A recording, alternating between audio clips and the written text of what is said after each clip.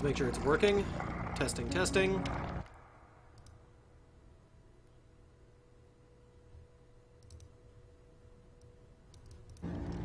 Let's make sure it's working. Testing, testing. Let's make sure it's working. Okay, seems to be doing everything it should be. Sounds delightful. Alright, so what are we doing today? We are playing Dead by Daylight, just like everyone else at the moment. Well, everyone who isn't playing No Man's Sky. I know... I know this is really infrequent for me, and I know no one's watching right now. I can see that there's no one in the room. This is always going to be for the VODs, because if anyone watches these, it's long after I've streamed. Besides, it's 10 o'clock at night, and this is when I'm awake. So, we are going to be doing fun adventures with murder. Basically, I figured I'm playing the crap out of this game anyway. I may as well stream it, because why not? And I talk to myself as the killer anyway, because may as well simulate the voices in my head. It's not a simulation. So, however, because I have the most room for growth as a survivor, we're going to be playing as a survivor. I don't have any dailies, do I? No, I already finished them. Okay, cool. There's no new content. Delightful. So, survival time. And we're going to be trying to... We're going to be playing as Meg to level up Jake, because, man, do I need the Saboteur perk. And I'll be doing my usual Let's Dissect thing, where I'll be seeing what makes the game work, what doesn't. Because now that I've had a chance to play this a bit, I've got some reformed opinions about what I used to believe when I first started this game. This ranking system, for one, I used to think it was so stupid. I now realize it's actually kind of genius. The level up system is fascinating. And just the overall theme and vibe and tension and how well this game just captures the exact mood it's going for is really, really impressive. Also, this logo, freaking genius.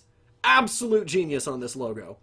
Because the 4 survivors represented and the slash going through them, cutting them down, representing the killer. Oh, just so good. Alright, so I've got a flashlight because I don't care if I lose it, because flashlights are borderline worthless.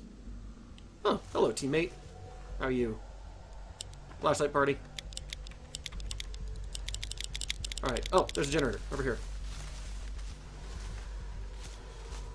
I thought I just heard the Wraith snarling, but that's impossible because there was no bell. And usually, since we've heard no chainsaw, no bell, we're almost guaranteed up against the Trapper this time around. Because pretty much no one waits this long to make that noise. Because the Wraith would have already cloaked himself and started hunting us. And the Hillbilly would already be sprinting around with the chainsaw. And I actually like that is on theme, the characters, which, again, kudos. This game messes up its, like, flavor text, like the way it writes its lore, but as far as the characters and their character design goes, on point. Well done. Because I like that the Hillbilly doesn't care. He's running around with a chainsaw. He's just going to run you down. The Wraith turns invisible, so the noise doesn't bother him. Whereas the Trapper is supposed to be silent, quiet, hiding in the, well, not shadows, but the mist and the fog. Watching, waiting, letting his traps do the work. And I'm just now realizing that talking is probably going to make me miss the heartbeats and sound cues for the... Which way is he going? Oh, he's right there. Did he just not look at me? Seriously? I'll take it, but... That's hilarious. Oh, well, and then I walked right into my friend. Don't notice me. He missed me twice. Twice! Oh, that poor guy. I know how hard it is as the killer to, like, you have no field of view. You have the dumb, barely 45-degree cone that comes with being in first person, which sucks. And that's one of the elements of design I actually want to, like, address, is the fascinating decision, and clever decision, I think, that the killer and the survivors don't have the same camera. They, one season, see, I've seen third person, so I can do this, which is actually a lot more accurate to how human beings perceive the world. Like, this is a lot closer to what I would actually see. Being able to see to my sides and stuff like that. I'm purposely getting ballsy because A, I'm always really bad about getting, like, boldness points, and B, there's this pallet here, which means I can try and stun him if I need to, which, if you manage to stun the killer, you get, not only is that super useful, you get 1,000 blood points for that. And if you, for those of you who are not familiar with this game, which, shit. Well, I feel like a jerk.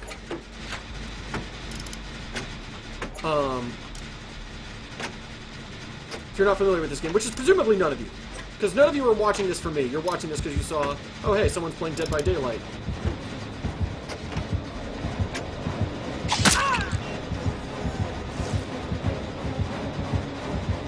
Well, he's busy with them. I feel real bad because I'm the reason he knew to come here. But I'm going to make his life hell while he's busy hunting them. Kind of like that.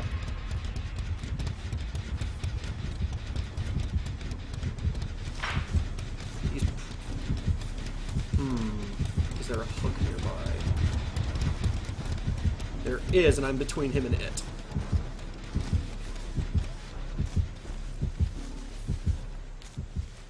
Oh, but he went the other way. Interesting.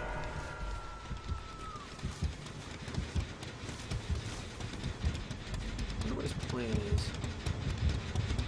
So I should try and save her. Because, again, I feel responsible. But also just to practice my altruism and helping other people in general. Damn it! I saw it at the last second.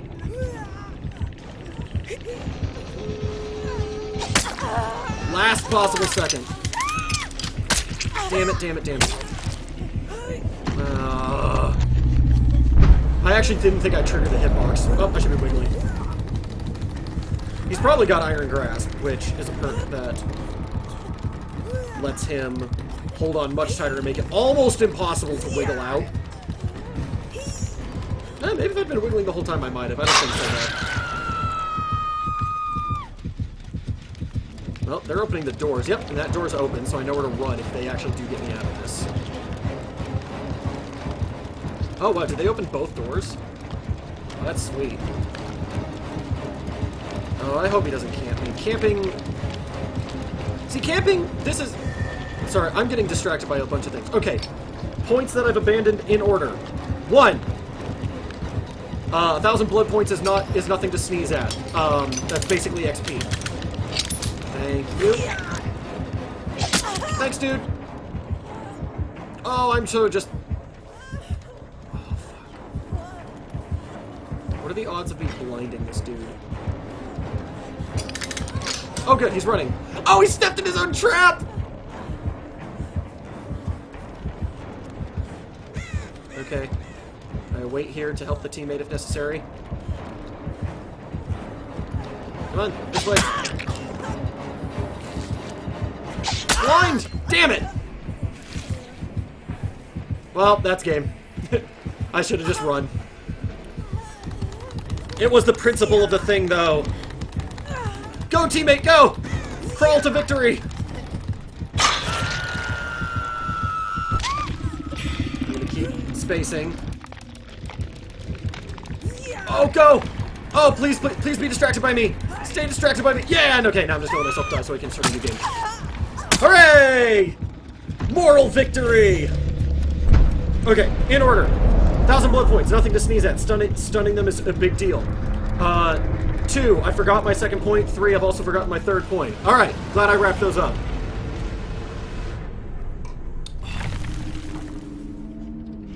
I'm an atrocious survivor. Like, oh wow, I got a full on objectives though. Yeah, this is pretty normal for me. Same with these two. I am not good at this. But we're doing the interesting thing where I'm leveling up Meg because she's better. Or not, I'm not leveling up Meg. I got her to 15. I could get adrenaline, but I don't care right now. And I have the sprint burst and stuff. She's okay. But I'm trying to level up Jake because he gets Saboteur, which is kind of broken. And, oh, that was my third point. So the guy was kind of camping me.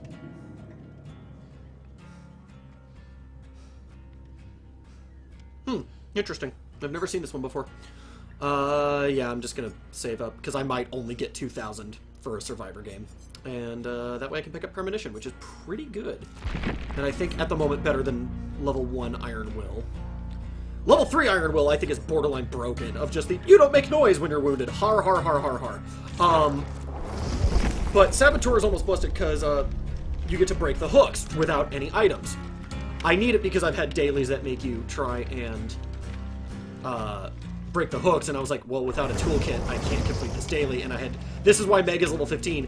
Those were games I was playing desperately trying to get toolkits to break hooks. It was not fun. I hate playing the Survivor. But the guy was kind of camping me at the end. That is not a good plan, because this game actually... The mechanics actually reward you for leaving the survivors alone, letting them get saved, and hunting them down. You will get more points chasing down survivors repeatedly, hitting them, and letting them sort of linger and suffer than you will if you just camp and make sure you sacrifice one person. Especially if the survivors are smart, they will make you pay for that. I got caught at the end once the doors were already open, but everyone else could have escaped if they wanted to. That guy was really nice and tried to save me, which is why I made it a point to try and save him. There's a generator right there, and another one off to the right, I believe. Cool. Killer's already almost on top of me. Nope, he walked away. Oh, goody! Flashlight! But, which I think is... There's a lot about this game that shows they playtested the crap out of it, and they prioritized the feel and the... Like, they really wanted this to be a horror movie simulator. And they blew it out of the water. Because not only is it a horror movie simulator, it's a good game. And very rarely do you get to have both of those things. Oh, he's chasing someone else. Cool. So now we make him pay by working on generators. Oh. You had to run this way. You had to. Fortunately, I think I legitimately just lost that Trevor. Unless he can see me running. But judging by how it got quiet, I don't think that's the case. Alright, we're working on this one, apparently. Nice! Well, I'm abandoning you.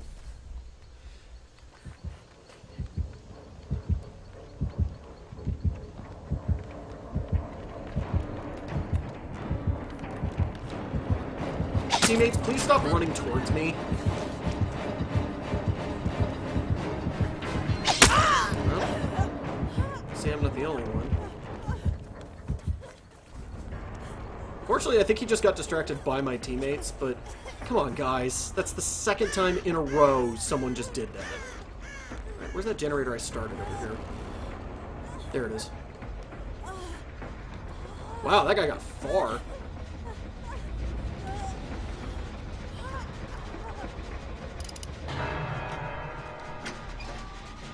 But I love little things like... I love that they addressed the fact that it's like...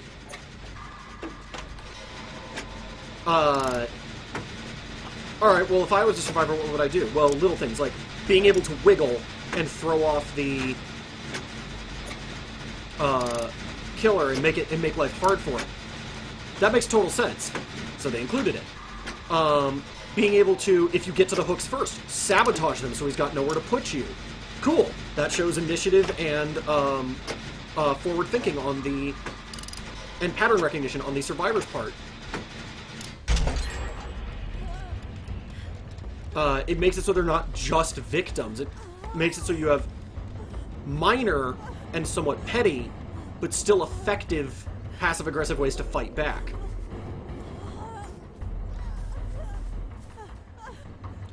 I'm not going to go try and rescue that guy when I'm not really paying attention. And also I think that I'm fairly certain the killer's camping it. So I'm going to make his life hell the best way I know how, which is working on generators. Which, most games, as long as I don't get killed, I tend to get full objectives because I just fix generators all over. And that is my life. And as long as I fix this one, I'll be able to find the black lock, aka the hatch, and escape that way. Which requires that I find it. That's the operative word there. Which is not likely. I find it as the killer more often than I find it as the survivor. Because I know as the killer it makes a noise, which I think is also a good mechanic. The fact that the killer can be like, oh, I can hear it, and I know where they're probably going to go. I don't know if the survivors hear it. They hear it if it opens nearby. Like if they're standing near it when it pops open, they hear that. I don't know if they hear the, just sort of this like, it's this sort of echoey chime if you happen to be near it. It's almost like it sings to you. It's, again, very on point for the vibe and somewhat unsettling. Well, on the off chance that this Astro Mandrew guy survives as long as I do, I'm going to keep working on generators instead of just trying to find them. Oh, God damn it. Every frigging time. Every frigging time they have led him to me. Alright, so now that guy's down. I am going to desperately hunt this hatch and pray that I find it before he finds me. Problem is, I have no idea where it's supposed to spawn on this map. There are some maps where I've picked up the rough idea of where it spawns. And it's random, but like the vicinity of where it spawns. And while I'm looking for it, I can continue to discuss what kind, like, how it's actually a very good mechanic.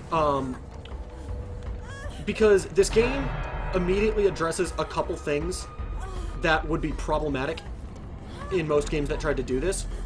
One, there's more generators than you need. Prevents the killer from camping. Makes it so he can't just stand at one and just never let you see it. Because you make it forcing you to address it. It's like, no, there's automatically 2 more generators than you need. It also means all of you can split up so you don't all have to focus on the same ones over and over. I'm going to be really upset if the hatch is inside the shack that's on top of his basement. Because that can happen, and it sucks, and I don't want to go over there. Especially since, like I said, I think he's just camping. No, he's not. So we're actually going to run towards the basement.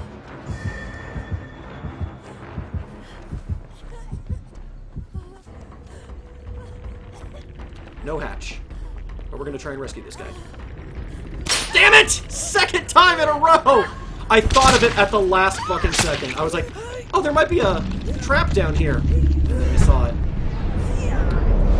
See, and I actually love that all 3 killers play very differently. Aha! I broke free! Get out of my way! Oh, come on! Aha! Run! Sprint! Damn it! Crawl! Wiggle! I mean, I'm just dead. I'm just dead here, right? Oh, phone going off. Delightful. Probably should have put that on mute.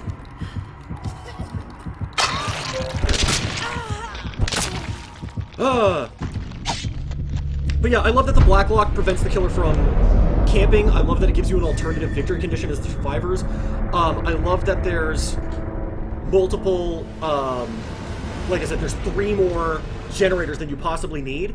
And the killer's version of that is, I love that there's more hooks, way more hooks than there are survivors. So even if the players sabotage them, you have options. And it also gives you, it sabotaging the hooks while totally upsetting as the killer, also starts roughly mapping out where they are and where they've been, because you can see the gaps in where the hooks should be, so that tells you where they started and where they've been moving towards, and basically where they're going to be next. Get ourselves some premonition. And now I just don't care what we pick up, I just want to level up. I want to get Jake to level 15 at least. Yeah, we're going to use premonition.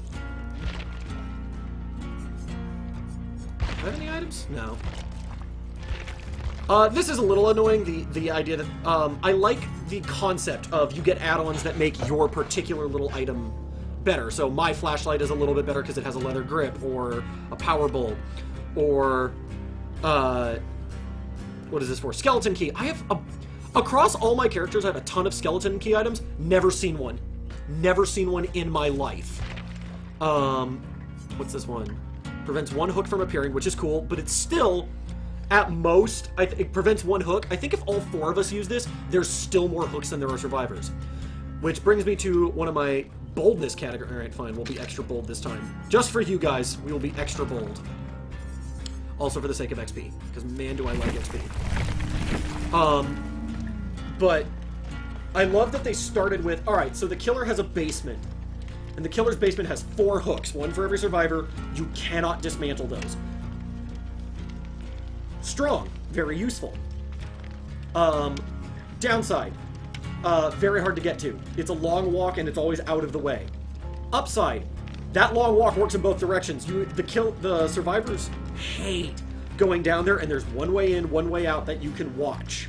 You don't even have to camp it. You just have to occasionally glance over and double check if you see someone going in, or if you see the scratch marks from when they're running, go down into the basement, at which point you know, oh, I'm going into the basement because someone tried to help. Also genius, there is sometimes there's 2 basements, one on either end of the map, which is very nice depending on the size of the map. 2, there is always a chest in the basement, giving you incentive to go down there and potentially trap yourself. This game is almost a textbook example of risk-reward mechanics. You are very simply risking your life. You are risking survival balanced with progress towards escaping. Because you could lock yourself in a locker, never come out, never move. Killer's almost guaranteed not going to find you. They will probably disconnect before they're willing to search the whole damn map for you. There's just too many lockers, too big a space, and there's no way to know you're there outside of a very small visual cue that I had to check the wiki to find out about. And I found it on accident. And it's also a visual cue that not only do most people not know to look for, most people, even if I know about it and I still don't pay attention for it. But the thing is, if you lock yourself in a locker, you're not going to win. You get nothing. You get no participation. You will never level up. And you won't escape. If you're, in the lore of the game, you have to do something. You have to be proactive trying to escape. Being proactive... Oh, shit, I'm playing as Jake. Whoops! Being proactive is the only way to escape. It also... Okay, she's going to work on the hook. You, come with me. Oh, there's 3 of us. Cool. Well.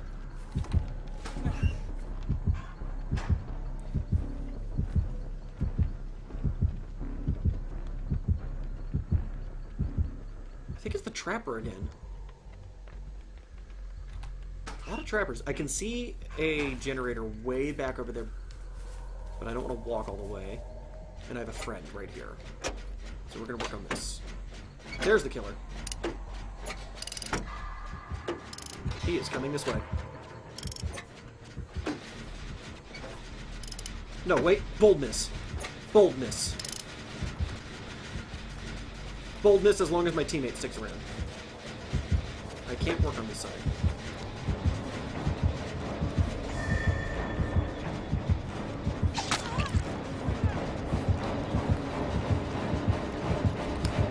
Aha! That didn't work as well as I hoped. I was hoping to stun him, but I didn't have the guts to wait for him. Because you have to be, you have to drop it, on them, practically.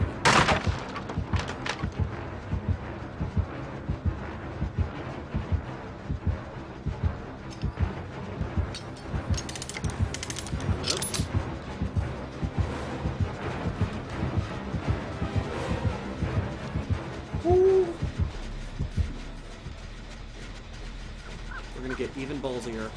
We are going to disable this trap because I would have absolutely fallen for that had I not watched him do that. But he heard that, so we're going to run. Because there's a difference between boldness and stupidity.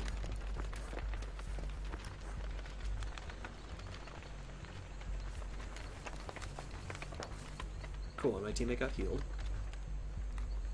And I've got a pallet I can... We're gonna wait. We're gonna see if he comes near. Sorry, it looks like I'm gonna have to mostly discuss the design between trials. And I'll have to discuss the fact that each round is called a trial, because that's pretty cool. Because I am too focused on narrating what's going on to make myself feel better. Good. He's going to go that way. Oh! Other brilliant design choice. That didn't happen just now. That happened a second or two ago. There's a delay between when those icons and noises proc and when the event actually happened. Which fundamentally means, like, they set that off. If he had reacted immediately, unless they stayed there, he wouldn't have caught them. Because him sprinting over there, they have a chance. They finish the generator, and they have time to get away even though it goes off. Okay, there he is off in the distance. He found someone.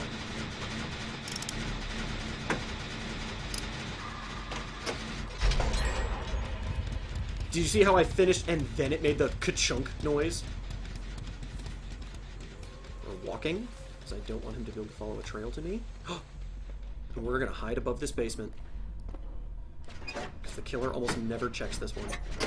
No, boldness. Boldness. Other genius point. You get bonus points for braving the basement. On purpose.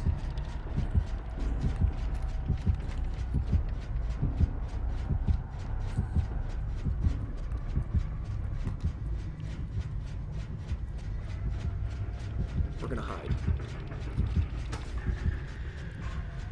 Because that guy's downed, he's probably carrying him, which means he actually might come to the basement. Nope, he's actually a ways away. Alright, cool. So I'm gonna pop out and we're gonna search a chest. Remember, guys, boldness. Boldly hiding in lockers. I don't know if you guys saw that. I swear I just saw... I'm actually double-checking the video feed on the right. Yeah, it looked like there was like a red light that swung past me, which I think was the killer's vision from up above going past me. Which is unsettling, but actually no, it couldn't be, because I would have heard him. Alright, well he's nowhere near us, so we're going to go back to work on this.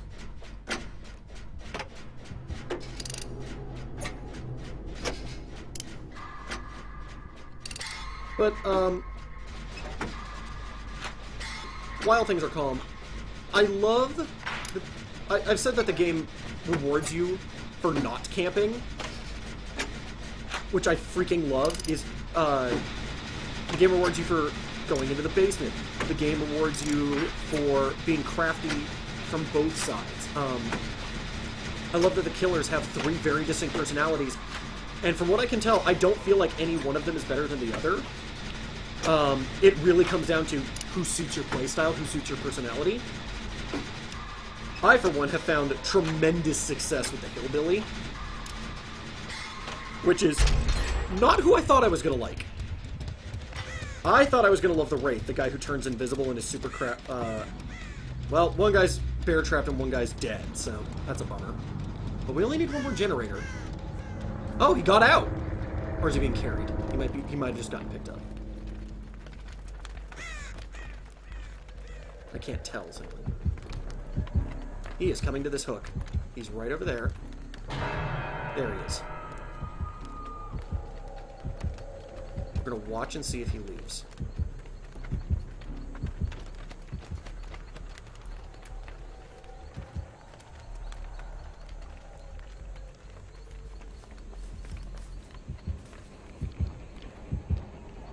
Plenty of pallets here if I need to run away. Is that him? He's coming back because he's going to set a trap. Because that's what the killer... That's what the trappers always do. You see me? Aha!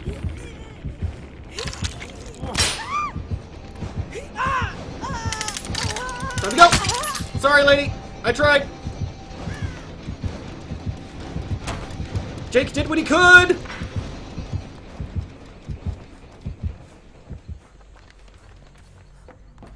I'll remember you as a hero.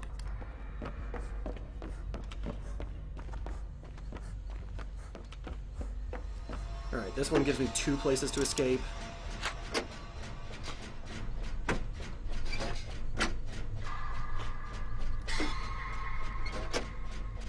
Still doesn't put him on the hook. I guess he's setting up the trap first.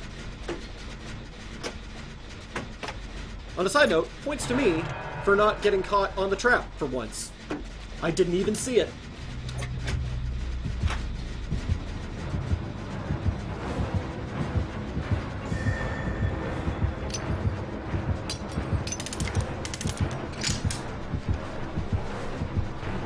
Where's him setting up a trap? That's strange.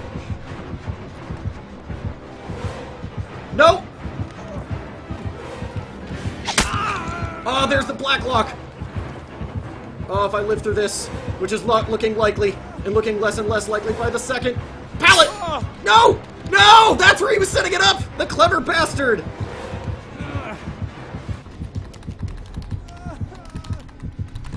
Oh. Well, at least the basement isn't nearby. Okay, well. He gave up for whatever reason. We're gonna crawl this way. He's probably not gonna lose me. But I want to be farther from wherever he was carrying me, in the hopes that I can get away from his. Oh, my teammate's way over there. Wiggle out. Huh. I actually might lose him because he's taking so long to come back for me.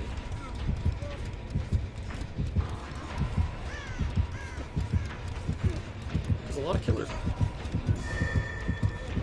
Oh my god. He can hear me is the problem.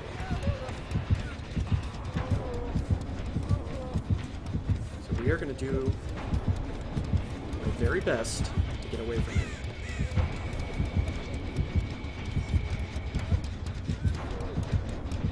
I'm also going to start doing some recover to try and make it easier should my friend actually make it to me.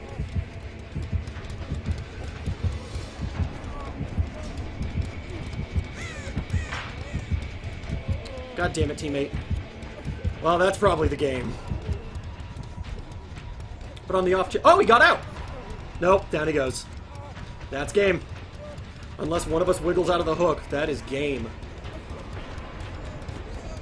Dang it, with 1 generator left. What a shame. But yeah, I love that, so like, I found tremendous success with the Hillbilly, who is very different from what I thought my playstyle was, but as I'm learning across a lot of different games, I'm not as subtle as I like to think I am. I'm actually much more brute force my way through things, and just sprint and burn and go, go, go when it comes to my playstyle and things, despite wanting to be the clever master manipulator. Oh, and he just let himself die. Okay, so yeah, if he catches me, I'm dead. Although I might be able to wiggle out. At this point, I kind of want him to catch me. Oh, and I know where the black lock is! Okay. New strategy. I want him to find me somewhere around here so that I can wiggle out. Hello, sir. Because this is the only mechanic I question. Oh, hey, it does reset. Okay. Normally, your wiggle doesn't reset when they set you down. Oh no, there was a hook! Darn it! Darn it, darn it, darn it. So close, everyone, so close. Okay, I was counting on the idea that my wiggle wasn't going to reset, because normally as a killer setting someone down, if you pick them back up, their bar doesn't go down, but I guess it has to do with how long you were down for. So, because you can, otherwise, because you run into the problem where you'll set them down, pick them back up, set them down, pick them back up, and then they wiggle out almost instantly because their bar never went down, so... But, I actually got over 10,000 points. I did the best of anyone, apparently, so... Well, except for the killer. But he's also 4 ranks higher than us, so... So, let me take a second to address this ranking system. To the untrained eye, it's kinda terrible. And there are parts of it that I question. But, the way it works is... Your rank is not based off of if you survived, or if the killer, or as playing as the killer, if you sacrificed everyone. It's based off of, did you get 10,000 points or more worth of blood points across all of these categories. So see, I got 4,000 in the objectives, because I did a bunch of things. Altruism, these 2 alone got me there. In fact, boldness, yeah, boldness, got there. Boldness and objectives got me there, and I got the little bit of extra off the wreath doesn't count. 0 off survival because I got sacrificed. And never even got to struggle. Because I think that was the only time I got hooked? Or did he hook me twice? I've already forgotten. No, I think he only hooked me the one time. Everyone else was dead. Yeah, 75% on boldness, which was almost nothing. Maybe, it was not quite 1,500. But, so you only need 10,000 points. You'll notice I got 10,000 points even though I got sacrificed. This creates the interesting system, the only time I've ever seen, I'm sure it's not the only time ever, but it's the only time I've ever seen where you can actually have a GG, a good game.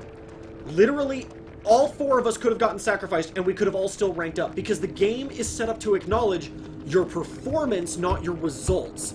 It will acknowledge the fact that you got 3 generators, saved a bunch of people, and then still got sacrificed, and it's not going to punish you for that. It's going to acknowledge that the killer could have... all 4 of us could have escaped, but if he hunted us all really well, if he was on top of us, if he was hitting us, if he was making us bleed, if he was putting us on hooks and really making it down to the wire, but we all still managed to escape, he still had a good game.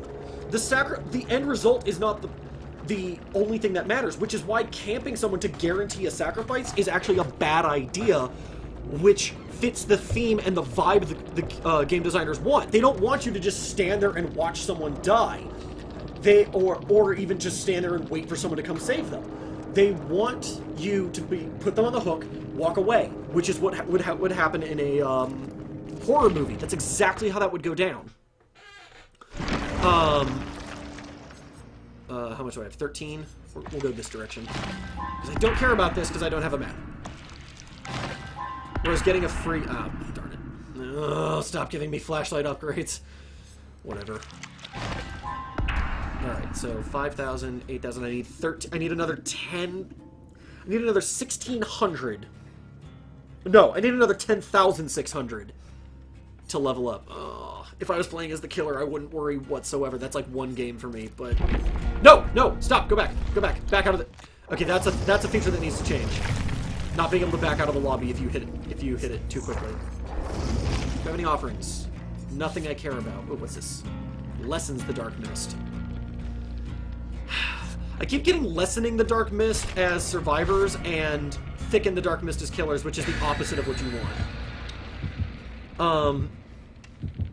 There are pros and cons in both directions for both items, but as a survivor, you generally want thicker mist, and as a killer, you generally want lesser mist.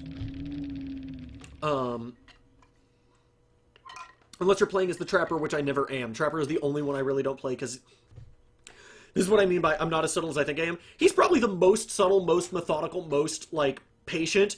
I don't have it in me. I suck as him. I'll put down traps, he'll never get hit. I think I'll think I'm being clever, and his power not being able to, like, cover distance or get you around the map or anything like that makes it hard for me. Maybe I'll play him as the second half of this stream, because I don't know, because it depends on if my rank maintains between killers, or if it probably does, because I think your killer rank is just in general. So I'll probably go back to playing as Hillbilly, because I'm still advancing in ranks as I play as him, because of that genius ranking system I told you about. It seems terrible at first, because you get matched, because the game has no matchmaking whatsoever. It'll match, as you saw, rank 20s with, like, rank 1s. And I've been on both sides of that. I have had it where, as like a rank 10, I'll get matched up against a bunch of 20s and be like, haha, suck it, I'm probably gonna win. Because what the rank tells you, very accurately, is not even how many games you've played or even what level you are. You can be high level and low rank, and you can be low level and high rank. Crap!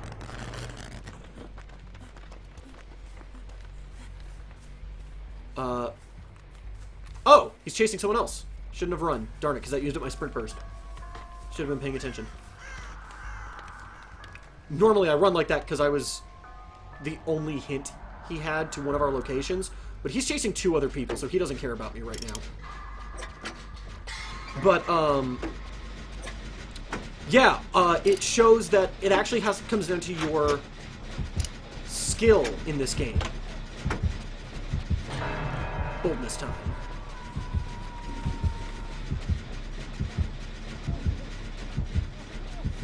There's a teammate around here. Come here so I can help heal you.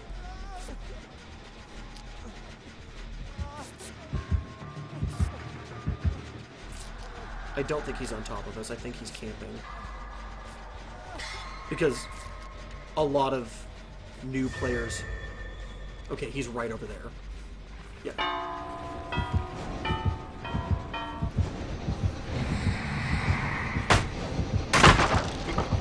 Interesting. He's nearby, but I don't...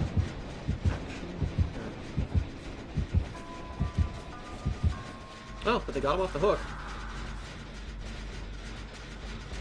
And he's gonna go chase the people who just got off the hook. Because he doesn't actually know I was here. See, and this is what I love. The killer feels omniscient. He feels like he knows everything. He feels like he's always right behind you. You feel like he's always stalking you. He's breathing down your neck. Having played as the killer, you don't know a damn thing unless the survivors let you know. I will also give a shout out to game design. Games like League of Legends or Netrunner or this that have the really cool thing. You will be better at this game if you play both sides. Because the perspectives are so unique. You really don't have the full picture of how much information is going around until you've played both sides and have a rough idea.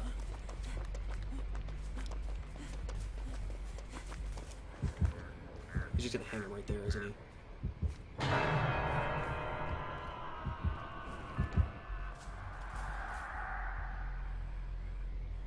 A rough idea of what each side knows. Okay, please keep chasing that guy.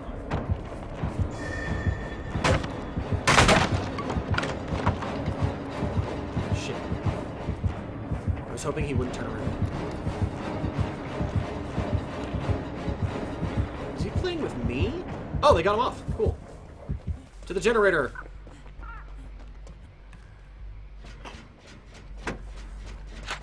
That's a little buggy. Interesting. Oh, my teammate took off. Coward. Fool. I think he's disconnecting and that's why that looks weird. I hear in the beta disconnecting was like a pro strat because it screwed over the killer and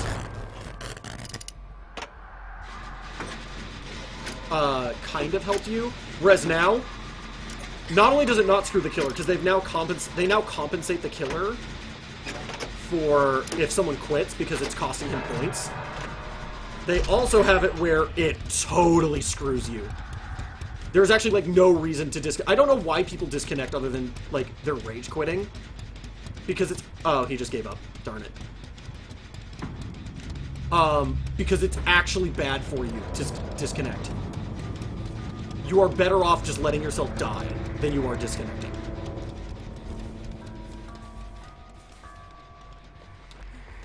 But, I'm sure there's other design elements that I'm just completely spacing on now because I'm distracted. Oh, I will say, one thing that bothered me when I watched that guy get hooked, something I've run into as a problem just with the UI of this game, the little, like, icon that pops up, like the burning symbol shrouded in shadow, letting you know from across the map both for killers and survivors, that something just happened, whether it's a generator popping on, someone getting, excuse me, hooked, or, you know, things like that.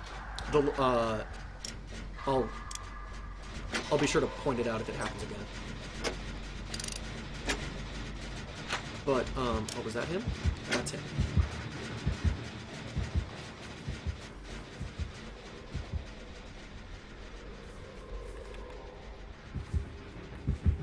He's chasing someone. If he hangs him right here, oh, but this hook is already gone because the guy got sacrificed. So he's gonna walk away. I didn't see which direction he took him. I'm gonna assume that way. Yep.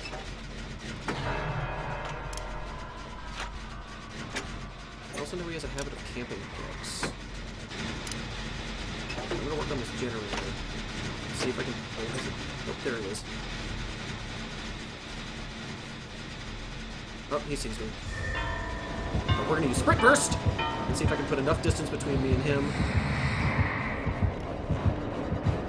Where'd he go?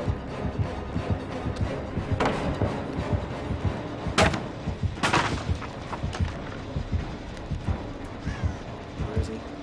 Getting bold.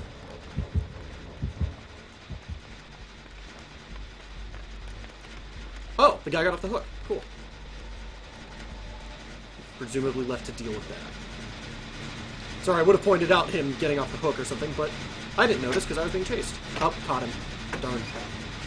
But it means I can probably do this scot-free. Sadly, I also think it means if that guy goes on the hook, he's instantly dead. That is a feature I like about this game, by the way. The fact that the more you get hooked, the less time you have until 3 hooks and you're gone. That's really good. Because, oh no, he has a little bit of life left in him. But yeah, that's that shadowy thing right there. I just pointed at the screen like you guys could see. Oh no, he let himself die. Damn it. God, both of them either let themselves die or screwed up the struggle thing because I actually want to go save these people this time. That's him. We're gonna run.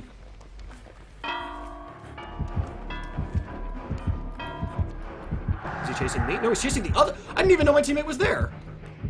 That's amazing. We are going to work on this. And if he comes for us, I just ran through a pallet. There's a pallet in front of me and a pallet behind me I can use. And there's another generator over there. So pallet there, pallet there, pallet there. I came through one right there. Man, everyone is taking hits so that I can do generators. And I actually want to save them. Okay, there they are. They're over there. Let's see how this plays out. Poorly.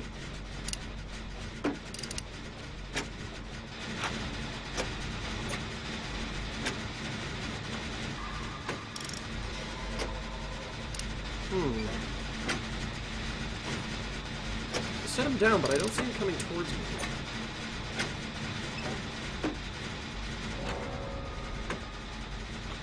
Oh!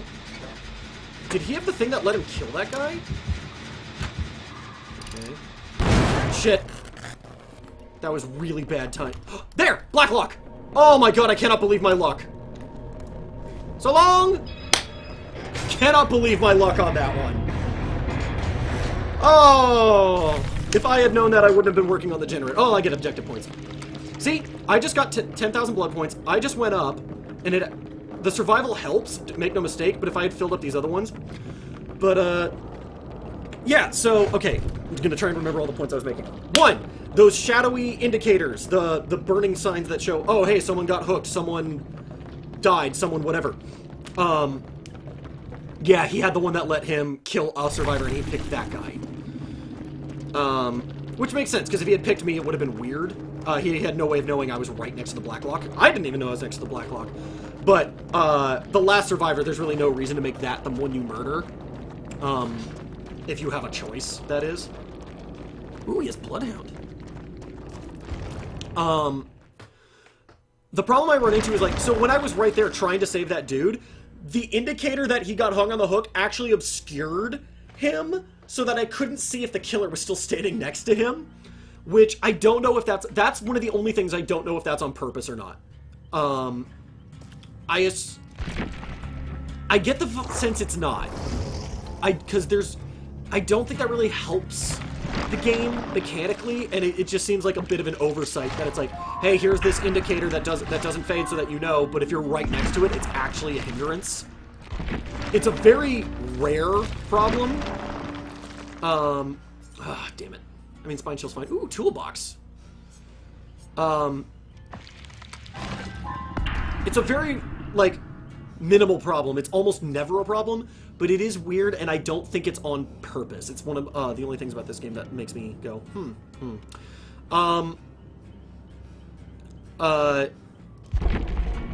So, the reason I'm leveling up Jake is he gets a perk called Saboteur, which lets him... So, here, let me show you. Toolbox. Unlocks the sabotage action. You'll notice at the very bottom. You can use it to break hooks, which as a killer is so frustrating. And I do agree with some people. I think breaking the hook is a bit much. I think you should just make it... I think sabotaging the hook should not disable it. It should just make it so that the person who's on it is way more likely to escape. This is also an issue, the fact that, like, you have a real hard time joining games. Did I get anything? I wasn't paying attention. I have a med kit. Yeah, let's keep that. Go ahead and use that too. Jake eventually gets the ability to... Yeah, thicken the dark mist. Oh wait, no, shit! I don't want to play as Jake. Whew, that was close.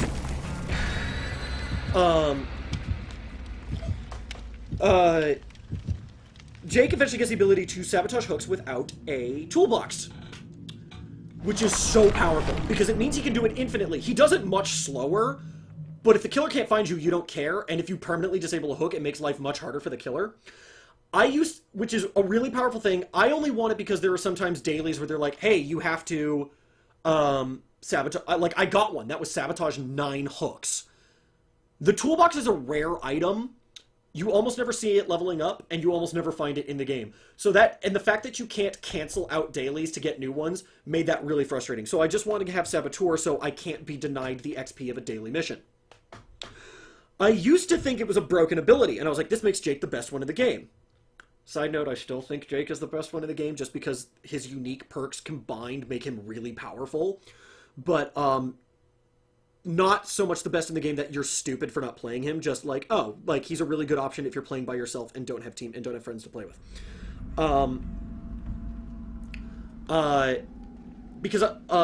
So, like, just like how I used to think the ranking system was stupid, because it's like, oh, you will get matched with... Also, I love that the toolbox has dual use. It makes it a very powerful item, but it makes it so that you have options, which is, if you've listened to any of my other videos, you know I'm a fan of in-game design. And it makes it so that it's adaptable to the situation. Either you use it to sabotage hooks and be proactive and screw over the killer, or you use it to repair generators much faster, potentially making it so you don't need hooks.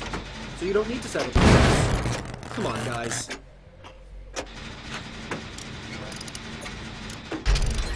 Alright, I'm gonna go this way. No one else is gonna go this way. Delightful.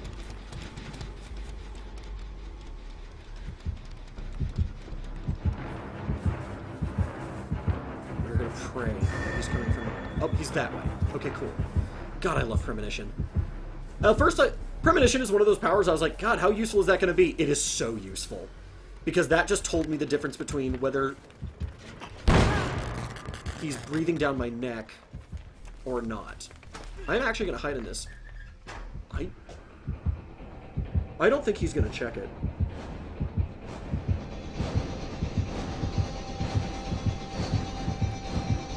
You son of a bitch! No one ever checks these things! No one checks these things! Why is this the first time? Why now? That is something that I have never shaken the sensation of. I consistently feel like this game is picking on me. And I feel like everyone gets the sensation, because... So, like, playing as a survivor, like that right there. I have played dozens of games. No one checks those lockers. They might if they have a reason to believe you're there, but like that was one of those, there was enough time between, and like a lot of people would not have checked. Almost always they wouldn't have checked. But of course, because I'm in there, I'm hiding, because it's me. Oh god, his trap is invisible. Where the hell is his trap? Or he chose not to set it. He might have started it, he might have done the animation like 90% and given up. Please come help me.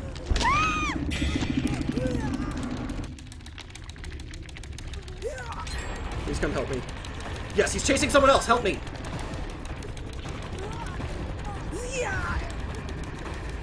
What are you doing? Please help. Please help. Oh, there is a trap. Okay, I just can't see it. Thank you. Time to go. Oh god, I love Sprint Burst. Dude. Thank you. I also like that once experienced players, you can rely on them to heal you, because they know they get points and they know it's beneficial to do so. So if you just show up to them wounded, it doesn't matter. But, god, I've lost track of like 2 separate points. I'm so sorry. This game is frantic. Thank you. I'm gonna go this way.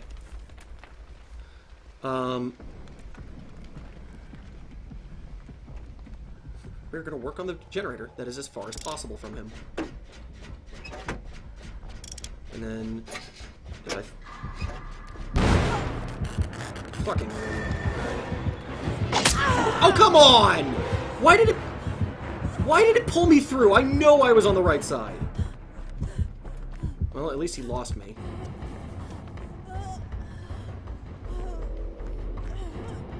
Okay, he might get back before I do. Oh, someone else did.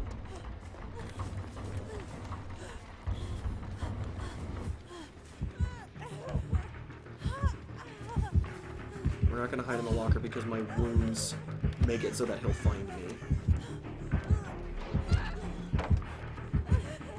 Oh, please don't lead him to me. Please don't do this again. Oh, come here! Come here!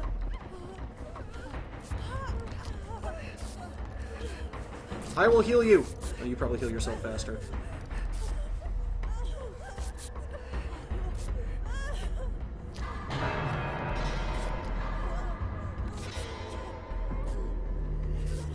Cool. Sorry, that guy. Ow. I'm supposed to be the medic.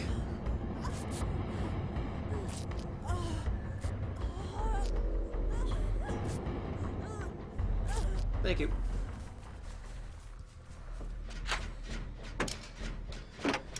Oh, I don't even remember what points I was making. Let's see, let's circle all the way back. Like the ranking system, I used to think it was stupid. Like, the matchmaking, is frustrating to get matched against someone who's clearly a much higher rank. Damn it! Having played from both ends, I know for a fact. Alright, let's see. Yeah, I relied on my sprint burst. Hopefully I'm leading him away. Well, the heartbeat tells me he's still nope, he's chasing the other person. Damn it. I was really hoping I could distract him.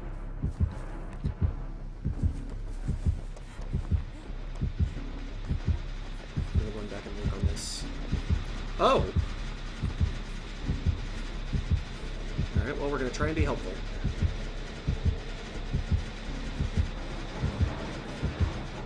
Where do we think he's taking her?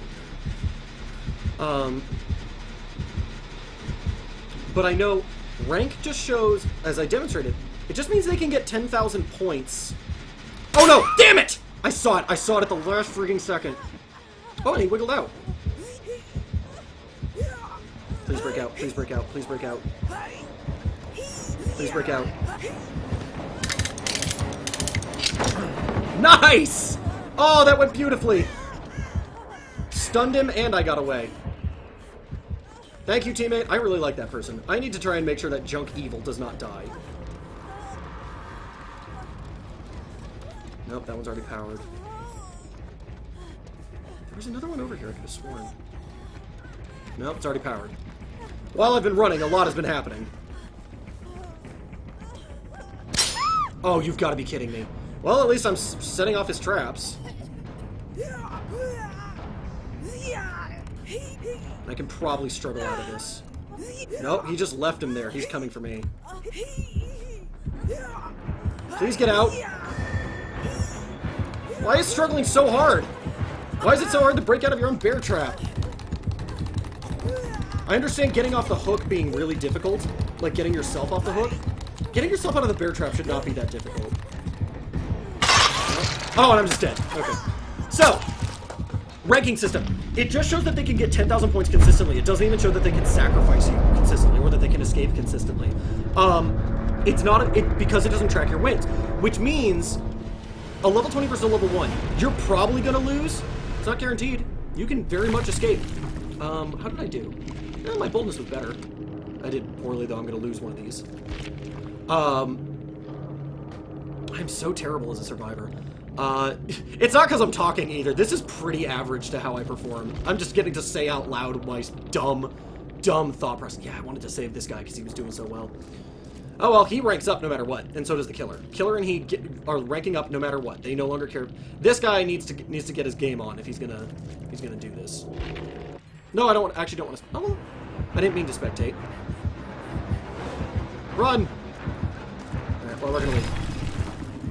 All right, upgrade time. We get to upgrade Jake.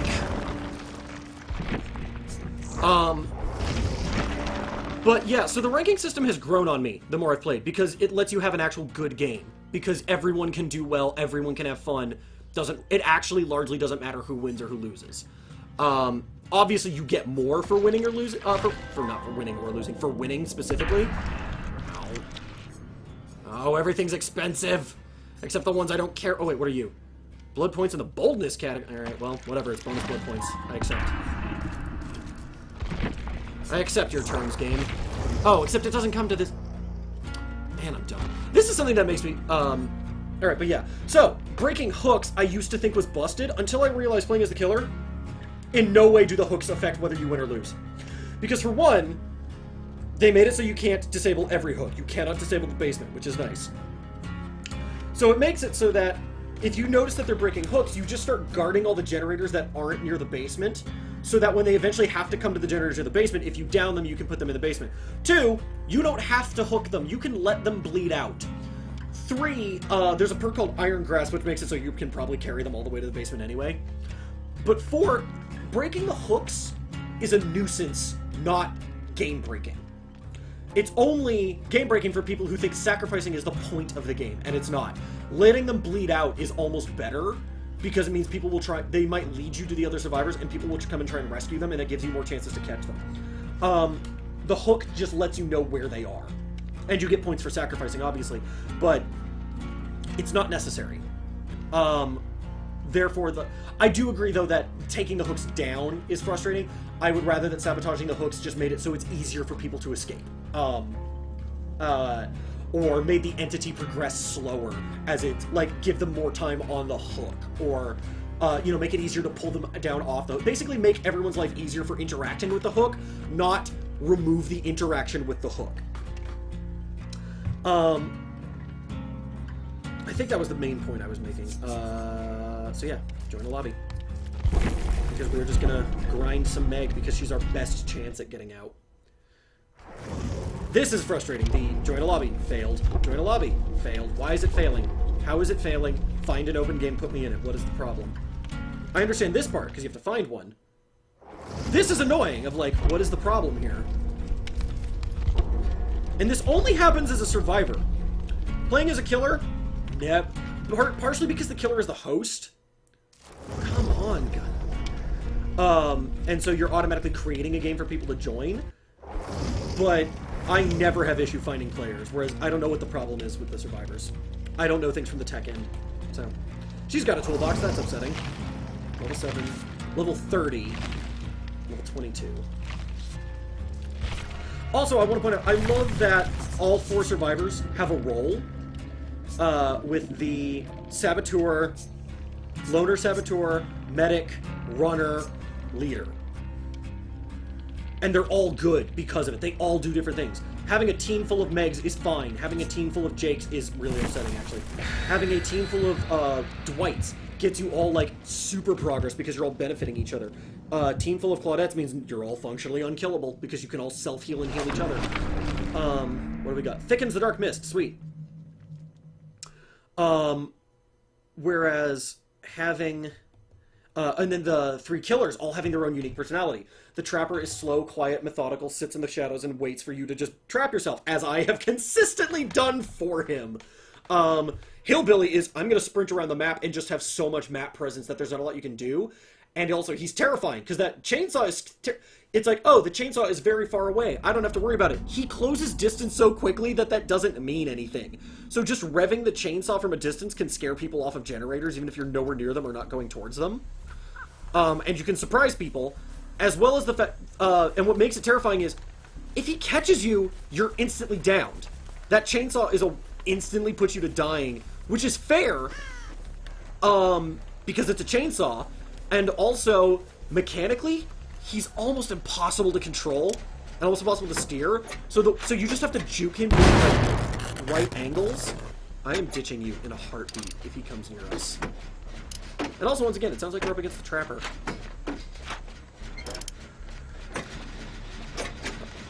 I was about to make the inane comment.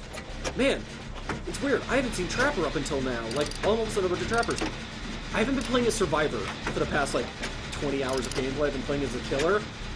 And I don't play as the Trapper, so I fundamentally can't see a Trapper. But, and I like... Bye, then. That was a little strange. So the Trapper is cold and methodical. The Hillbilly just sprints everywhere, hoping to catch you. And it's not even that much of a hope, because if he scares you... When you have to react to him very quickly, you're probably sprinting, and he can just track you, because it's like, oh, you sprinted away from the generator, I can follow your tracks. God, I love the thickened mist. Killer could be looking right at me, and he'll never know. I know from experience on both ends. Is that a generator?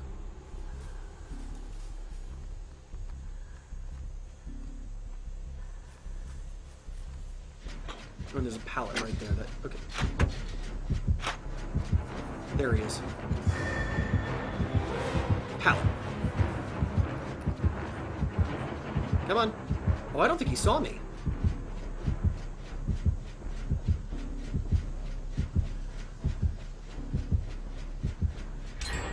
He's close, but I think I legitimately got away from him.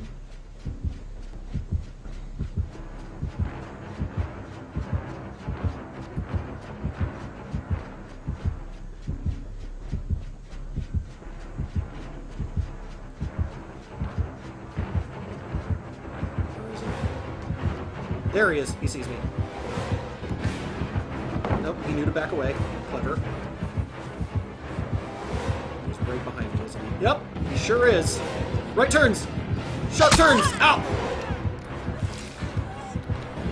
Oh, that's... Oh! Come on! I swear I was on the right side. Alright. Oh, I am now paying attention to Twitch chat. Hello, NinjaX527. The only I'm as stunned there's anyone watching. Were all the other streams full?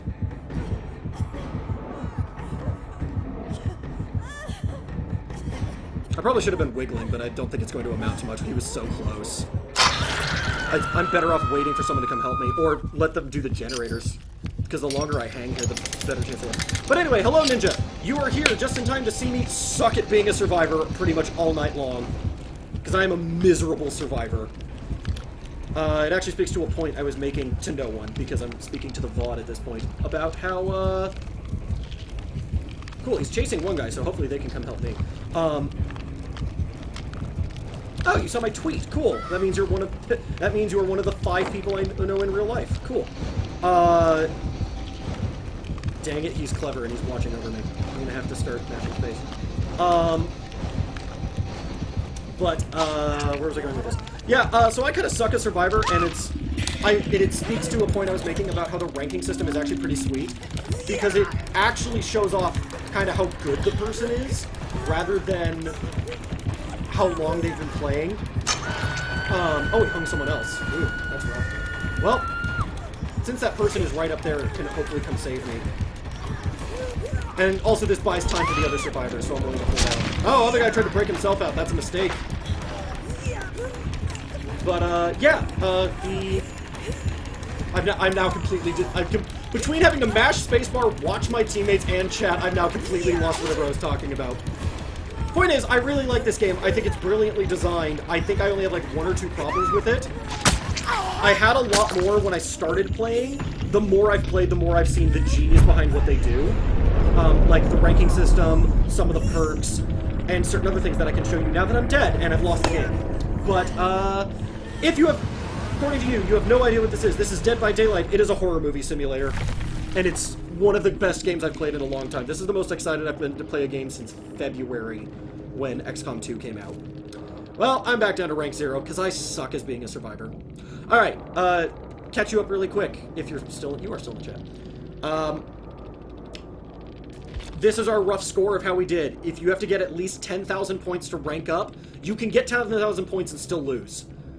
Because of the really cool system they have, where they're tracking your performance, not your results. Your results are actually large.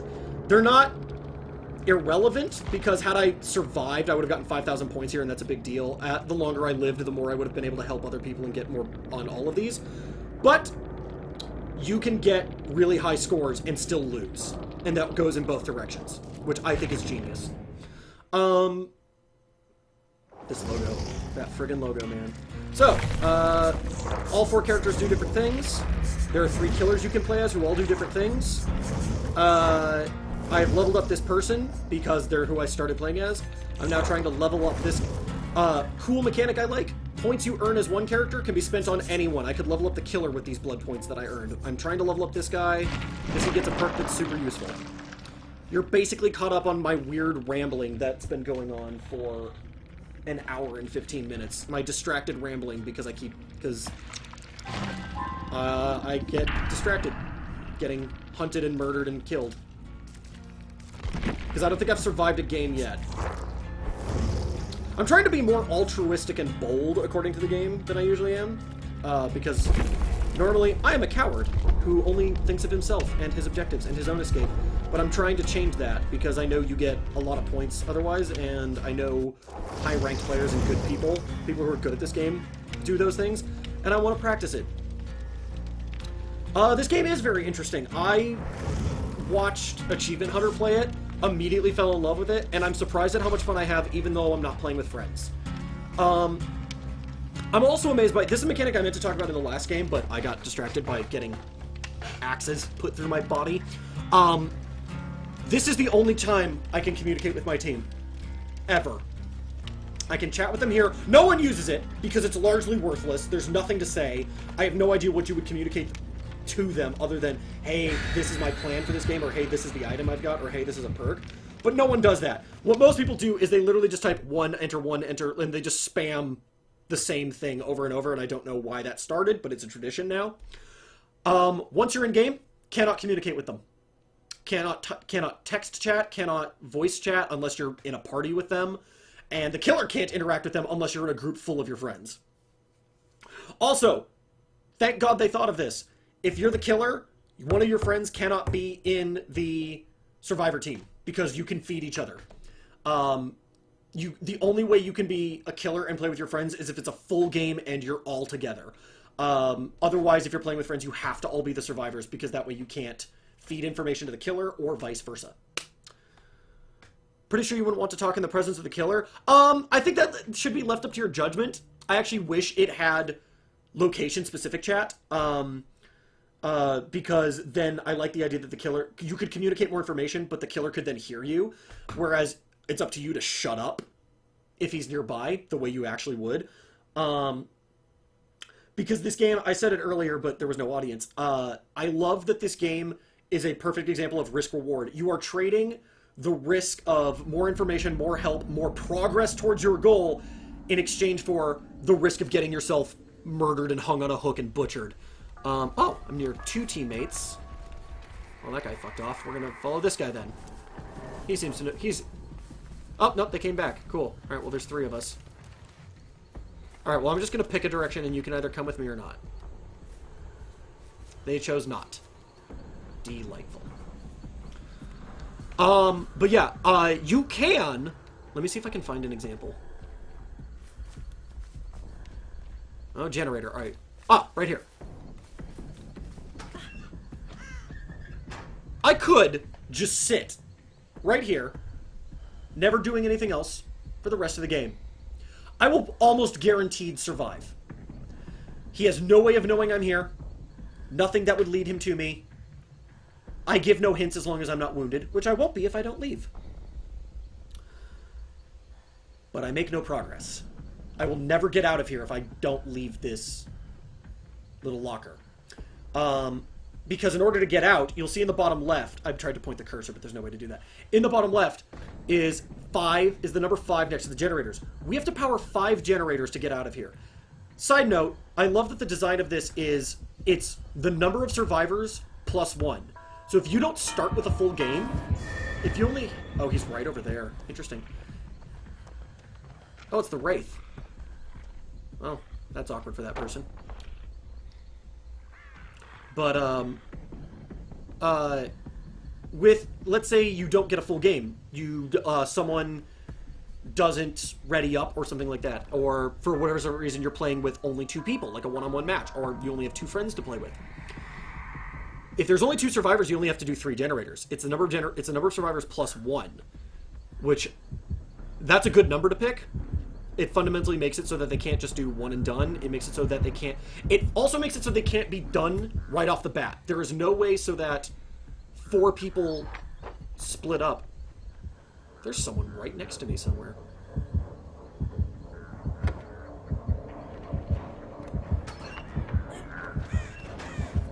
I think they're searching a chest. He's chasing that guy.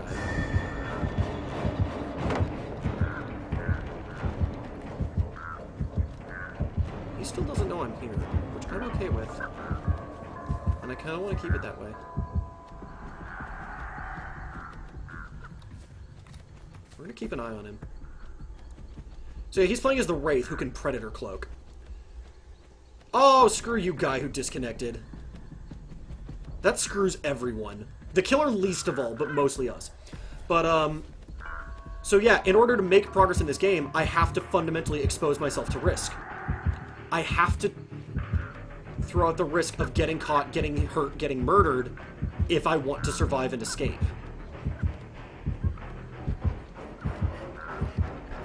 You're coming this way. Is there a hook here that I don't know about?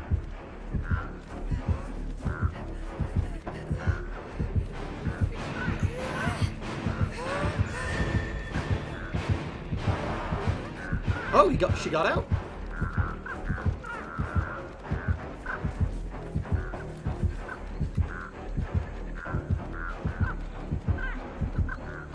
Go away, killer. Killer, go away. Yeah, I completely forgot about that element because I'm so used to it, Ninja. The music is good when the killer is near.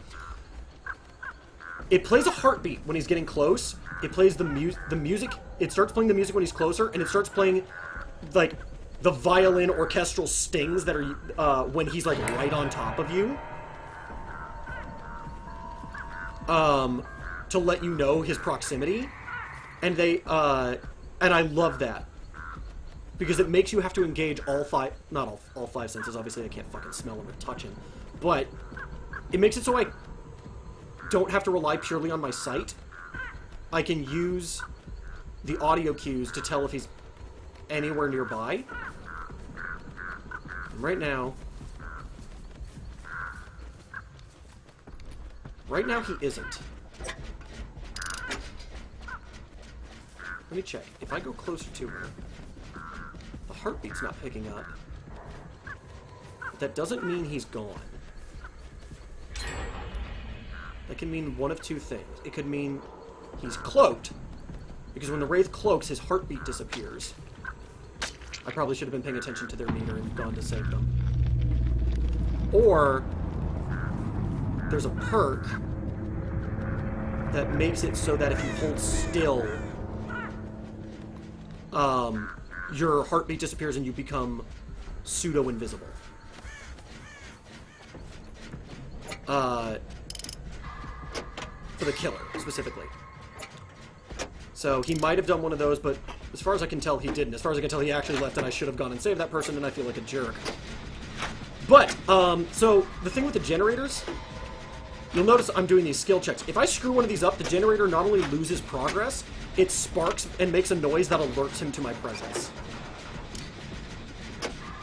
Oh, he is on top of me. What's up, dude? Alright, so now we're going to play this game. This dumb ring around the rosy game. Nope, I screwed it up. I messed it up. But now we're going to run away.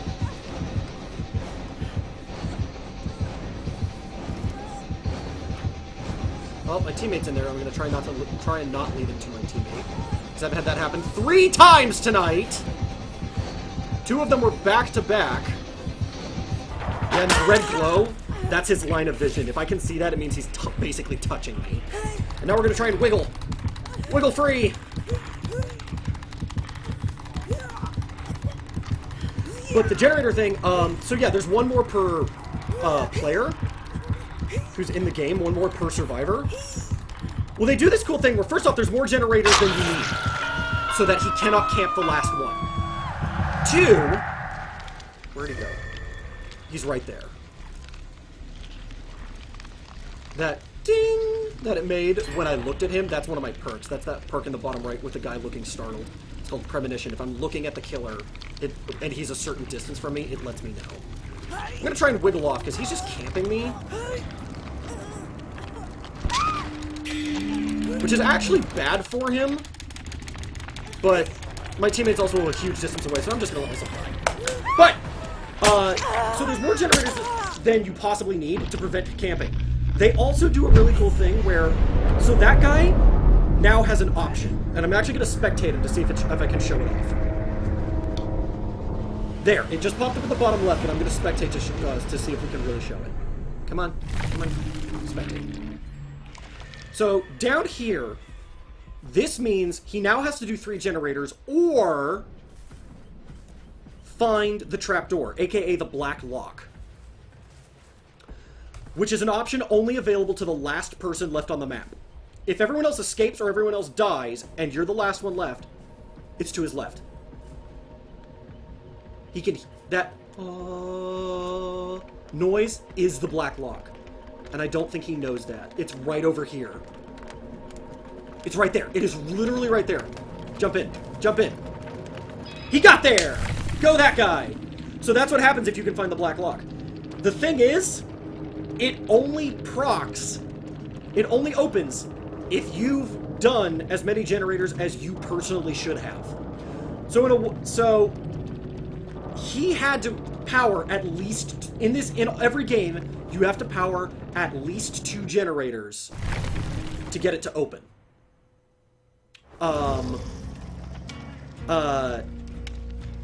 Otherwise, if you've done nothing, it won't open, which further backs up that thing I was talking about, the risk-reward thing. Wow, I didn't even get enough to level up. I'm just gonna join a lobby. I did so poorly.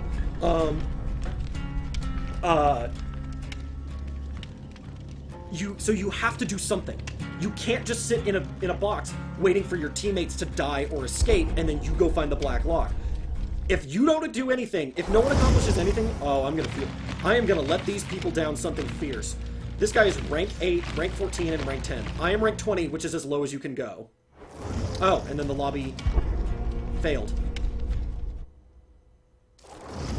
Oh, man. I don't even know what happened. That either means the killer left or they have a way to kick me, and I don't know how. But, so yeah, you can't sit there and do nothing, which I love about this game. You have to do something if you want to survive. You have to put yourself in harm's way.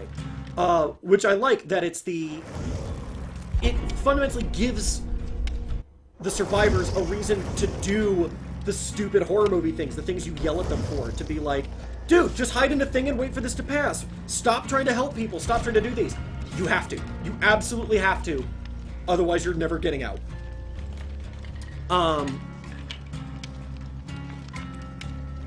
Take a sip of my drink, which is now gone. That's a bummer. Do I need more? I do. Backup drink. Thanks, future. Thanks, past me. Sorry for the creaking. My chair is very creaky. It's comfortable, though. Found it on the side of the road one day. Always check neighbor's trash, kids. Never know when you're going to get a comfy chair. But, yeah, the vibe of this game is captured perfectly. I love the mechanics. I love this logo. The 4 survivors and the killer cutting them in half. That's so clever. Because even in the loadout screen, when you ready up, the 4 survivors fill up these 4, and the killer is the slash mark through all of them. So genius. And there's 5 players, obviously. Just really good. Yeah, I don't think there's any design elements of this game I disagree with or dislike. When you first start playing, if you... Oh, that's a design element I hate. This game does not tell you how to play whatsoever. It tells you what to do. There's a series of tutorial videos that are like, if you're the survivor, find the generators, power them up, escape. Oh, killer is already almost on top of us. We're gonna go hide behind this thing. Wait for this to blow over. Oh! Okay, there he is, and it's the trapper. God, I've seen a lot of trapper. He's picking up a trap. We're gonna wait and make sure he doesn't check this generator. Because the killer can see every generator on the map. He can't see if you're at them, but he knows where they all are. So, which is genius. If he had the same... If he was going into this... You'll notice I can't see a damn thing. I can only see what's literally in front of me. I just have to learn to, like, scan the horizon for it. So, like, there's a hook right there. That flashing light right there, that's another generator, because the generators have the flickering floodlights to let you know where they are. Well! We're gonna hide here and see if he goes for the people who finished a generator or the person who screwed one up. I think I just saw him over in the corner. Yeah, he's going for the person who screwed up. Nope, do not see me. Oh, thank God. Oh, so I started talking about this in the VOD.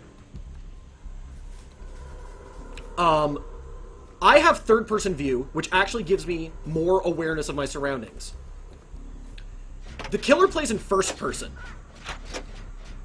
very much narrowing his vision, which allows you... Oh my God. I'm gonna leave this time. It allows you to dance just outside of his vision, and it allows for those horror movie moments where it feels like he's looking right at you, but he actually has a very hard time seeing you unless you're doing something obvious. So you can have those moments where you're hiding and he's like standing next to you, but if he's not looking right at you, he doesn't know you're there.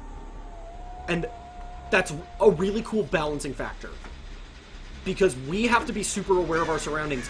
He just has to wait for us to screw up. Plus, he's not as blind as we are. He can see the generators. So he can basically patrol and hope to catch us in the act. He can always be looking for us. He's right there. Those flashes of red, that's his line of sight. See? Hide behind these tires. So he's watching that generator, seeing if we go to it. Because he knows we finished that one, the next logical one is the closest one. I found my friend. I don't actually think he saw me, which I am so okay with, because we're going to run this way. We're going to go back to that generator I was screwing up. For your information, he's playing as the trapper who lays down bear traps to catch people. Who'd have thought? Alright, in fact, I'm going to be super suspicious, because I keep getting myself trapped. He's coming this way for some reason. Presumably still chasing that dude. Just getting real sick of people leading the killer to me. And I see your question, Ninja. One second.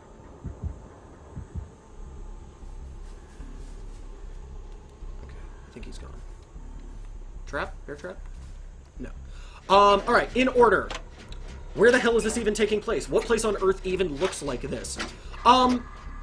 It's just vaguely defined horror locations. There's some lore to it, but they purposely leave the lore very minimal, which I think is wise. Right now, we are on I think it's called Coldwind Farm, which is supposed to be, I think, the Hillbillies' native location. Then there's the McMillan Estate, which is just spooky mansion grounds. And the Autohaven Wreckers, which is a junkyard. And they all look roughly the same. Some high grass, some wall objects. Around here, it's bales of hay. At the Wreckers, it's smashed up cars. At the McMillan Estate, it's actual brick walls and destroyed ruins, because it's supposed to be an old mansion that's gone to hell.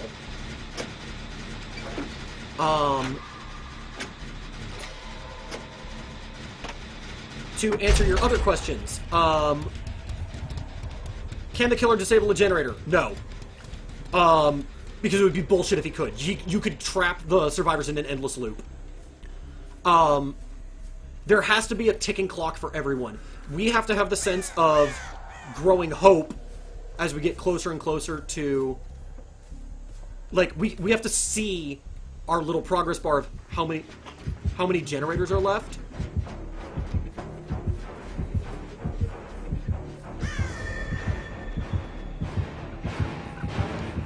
Yeah, he knows I'm here. Oh! He blocked me very well. Crap. He's probably going to catch me. Let's see.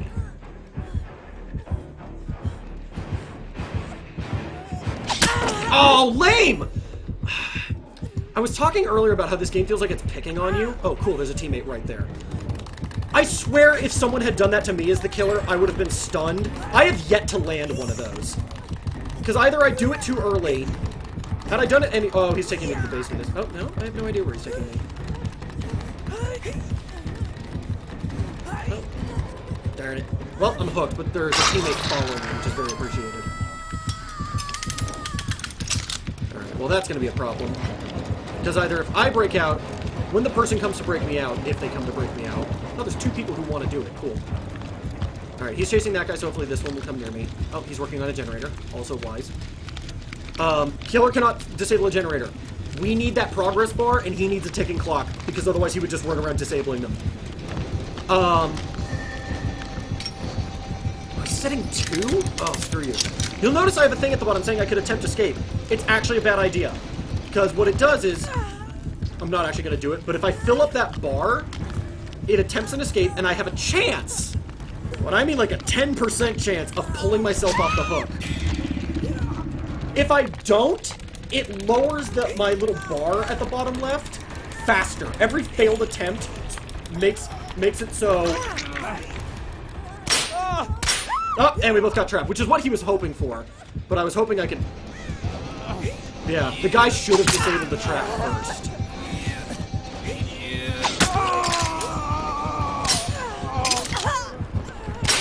Crawling! Alright, well, I'm dead. As soon as he puts me on the hook, I'm instantly dead. Because I bled out too much. But yeah, attempting escape is actually a bad idea. It was better for me to just hang there and buy my teammates some time to come and rescue me. They took too long. But it's the smarter option unless you have something that helps you get out. But yeah, he cannot disable generators the same way, there was something else. I was thinking about this earlier, and it's what inspired me to actually do a stream, is I realized a game mechanic. There's a reason the survivors can't do a certain thing, like, completely. Like, why they're not allowed to... There was something. They're not allowed to completely do something, and they're not allowed to do something infinitely. I wish I could remember what it was. Because otherwise it breaks... for game balance. It breaks the game if they can. And I don't remember what. I am not very good at this surviving thing. Alright, level up this other guy. Oh, he gets a toolbox. God, I don't even have enough to get one of these. I am... Alright, mystery box! Oh, thanks. Oh, so that's something I want to talk about real quick. Leveling up mostly gets you add-ons and items, which are one use only. Or offerings, which are... Offerings are actually one use only. You use the offering and it's gone.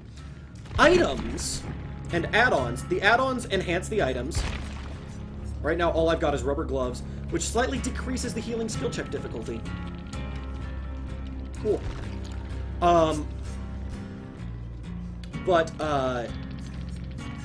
If I get sacrificed or killed, yes, those are two different things, or if I use this item up in the trial, it's gone. Just gone forever. Or if I swap it for a different item in the middle of the trial, it's gone. It's just gone. But you end up drowning in them as you level up. Like, I'll show you the character I've been playing as. She actually burned through a ton of them, I'll be honest. I used to have like 6 of these, 3 flashlights, and a few other things. Toolbox I lucked out into. But add-ons, look at all these. I have 2 pages of these things. Because I'm just drowning in them. Part of the problem is this and this and this are all for an item I've never seen, a skeleton key, because it's hyper rare. It's like this very rare add-on. I've never even seen it.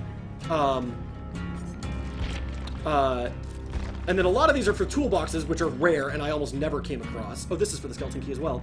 And then maps are rare, and medkits are pseudo-rare.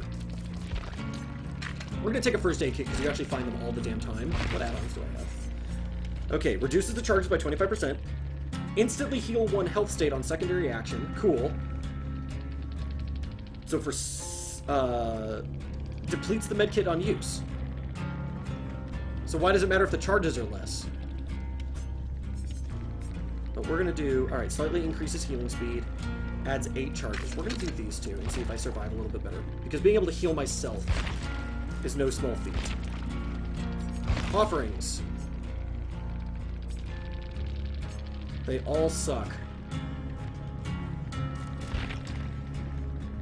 Alright. Once more into the breach. But yeah, design of this game is genius. I watched Achievement Hunter play. I fell in love immediately. I would love to play with friends because there's something so fun about getting to talk to your friends and like taunt them or purposely give them misinformation. See, this is what most people do with chat, where they just go 1, 1, 1, 1, whatever. And let me guess. Oh, it's this guy, the rank 14. Rank 7. I feel so bad that I'm about to let you down. Oh, but he's playing as Jake with a toolkit. He'll probably sabotage hooks very, very quickly. But yeah. It's fascinating to me that level ups are mostly non-permanent. The only thing that's permanent is perks. There's 1 perk per level up, and sometimes it's the same perk, and if you get like... So like mine, which is Sprint Burst. I have like level 2, because I found Sprint Burst, bought it, and then at a later tier, it showed up again. By buying it a second time, it stacked and made the original version better. Level cap is 50 for every character, and you can prestige. Prestige gets you largely nothing. I have no idea if you... presumably it lets you level up again, and it's the only way to continuously get items. But I would imagine it also resets your perks. Which, because one of the interesting things about this game that I don't think is good or bad. I used to get mad at it, now I don't care. Yep, there he goes.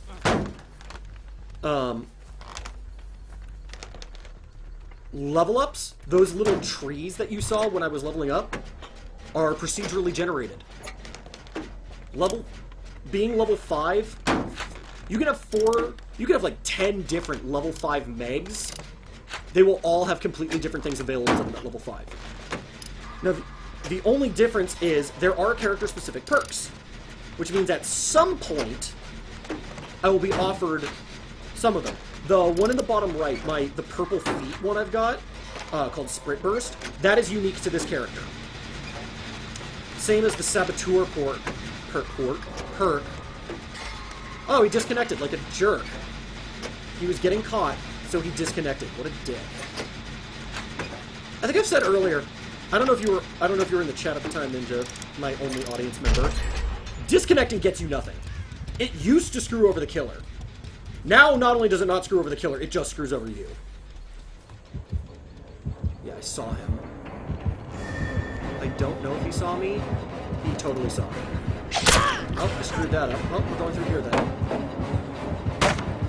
So he has to... Wow, he breaks that super quick.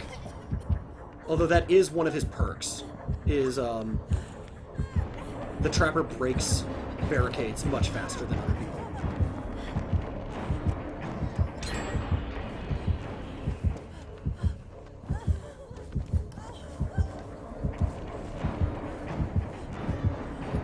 That's a trap. Yep. I was hoping I could get past it, but I was kind of screwed either way. The only way I could have gone was that way, and I was not paying enough attention. At least I saw the trap this time. Very clever, putting them in the middle of pallets. See, what I'm learning how to play Trapper by watching all these people kick my ass at this, because I'm so bad as the Trapper. Hello. Teammate there. Where's the other teammate? Oh, there they are. They're both over there. And they're both interested in saving me, which is why they're not working on generators and why they're both approaching me. Look on the trap. This is why you work on the trap. Oh, cool. I might actually get away with this. I'm totally gonna get away with this. Thanks, guy! Oh, he didn't, though. Because I have a med kit, I can heal myself.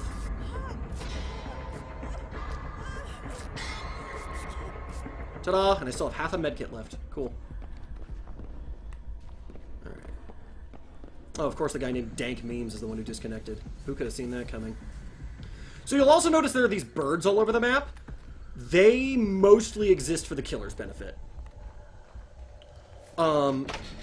Going near them startles them, no matter who you're playing as, killer or survivor. But they actually serve another purpose. If you stay in one spot for too long as a survivor, the ravens will gather around you. If you're hiding in one of those red lockers for too long, they'll perch on top of it, and if the killer's paying attention, he can see that you're in a locker. If you just hide in any spot for too long, they'll come near you because they go, oh! Oh, he's in the basement. That's why he's down below. Basement's real difficult to rescue people from. I'm just going to work on this generator in the meantime.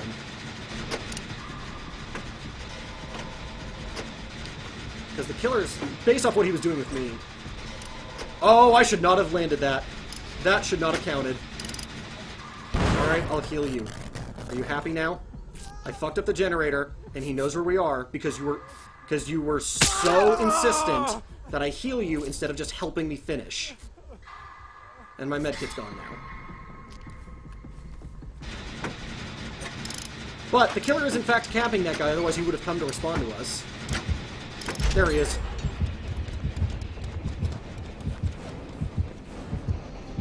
He is right behind me. I was hoping I got away from him, but he is right pretty... Oh! Yeah! Stunned him! I get 1,000 points for that. God, I wish I could do that consistently. Ah! How is he behind me so quickly?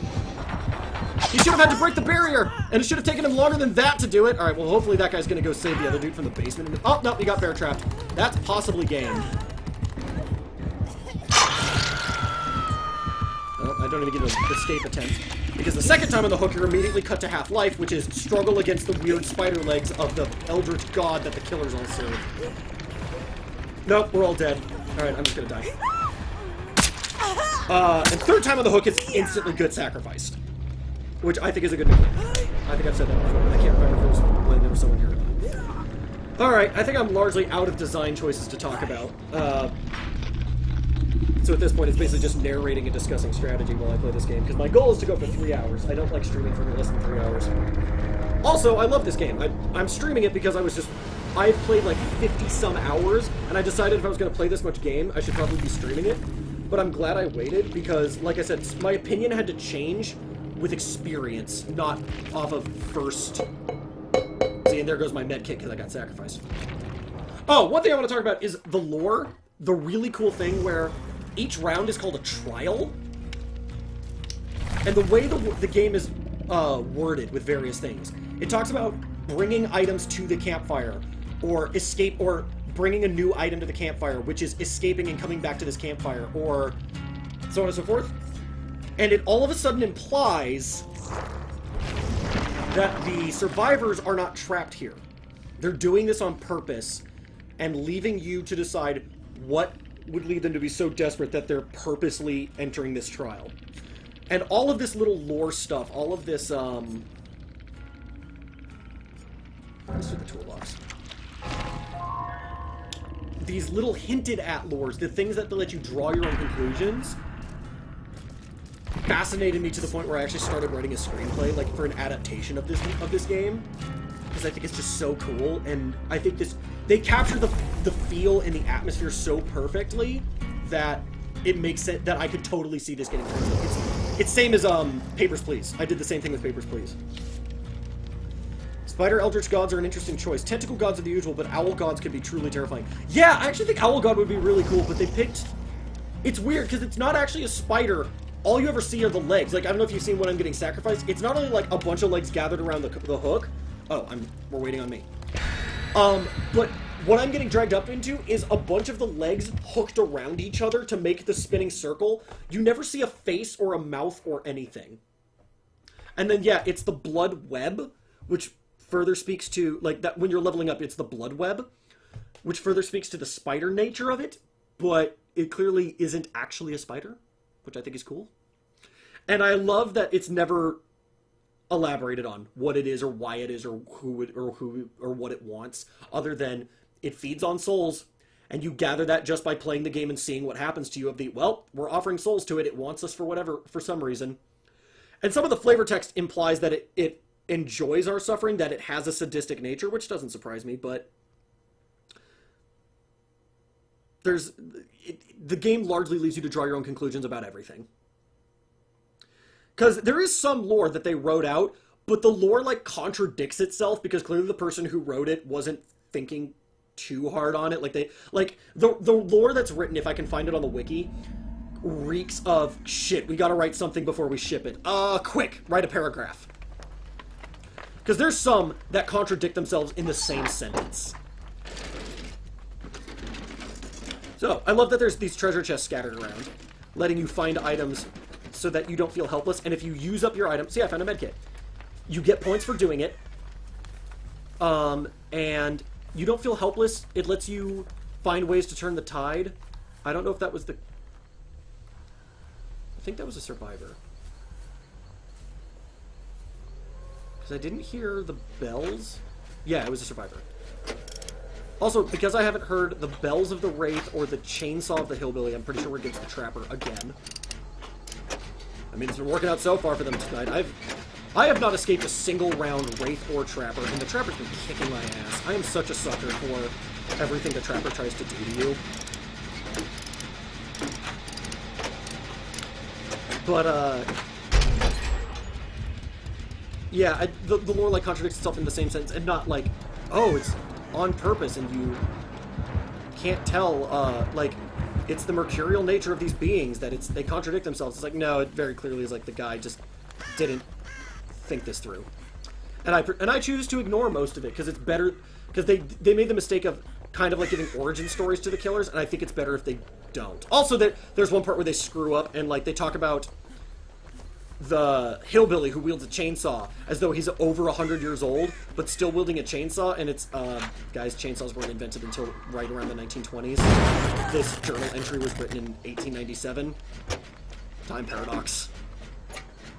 And don't tell me that the entity helped him invent chainsaws. I think they just didn't Google that when they wrote it. So, I prefer to use the lore that's in the game, which is almost none, and that serves this game really well.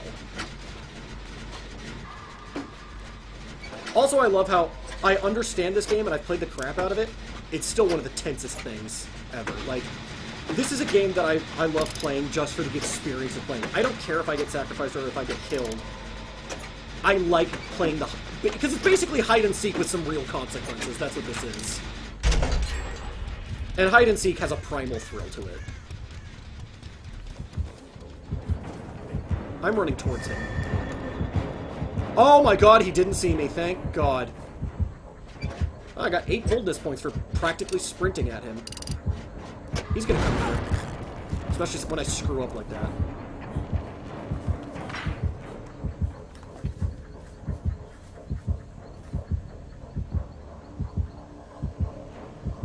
I wish I could see him.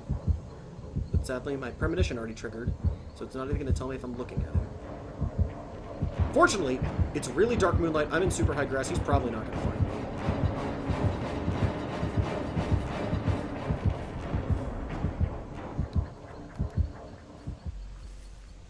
Also, I don't want to sprint everywhere because sprinting leaves a trail he can follow. It only lasts for 10 seconds. God damn it, I'm not paying attention. Time to go. Thank you. Sorry. So the fact that I was sprinting, he would be able to track me up to that point. But then I started walking, and now he won't be sure where I went.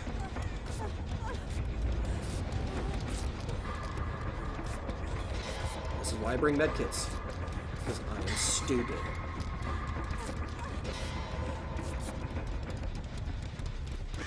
Nope. Sorry, birds. Alright, well, we're not going to go back and bother teammate. We're going to try somewhere else. I personally prefer the... Well, I actually don't prefer the splitting up method. I like the 2x2 method. 2 of you go one way, 2 of you go another. You end up going through the generators much quicker, working together. You get more points for it. And it still splits his attention. Only 2 more generators, and all 4 of us are okay. I also don't think any of us have been hooked yet. 1 more generator. Oh, there's the killer. He's chasing someone.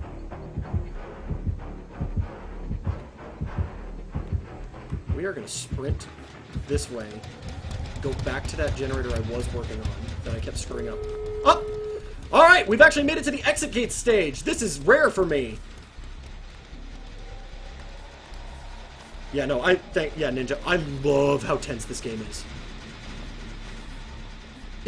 And playing as the killer, it's just so much fun. It's very cathartic, very rewarding. It's, like I said, it's hide and seek. So, now that these gates are powered, I just have to sit here, hold this door. This is one of the only things in the game that doesn't have a skill check. Also, that switch looks like a sad face. That looks like No Face from, Spirited Away. Boom! All I have to do is walk through there. I'm gonna hide and see if my teammates need any help. But if this guy starts coming too close, I'm just running. Because this will be the first game tonight I survive. And that's 5,000 free experience, but I'll get more experience if I can go help my teammates.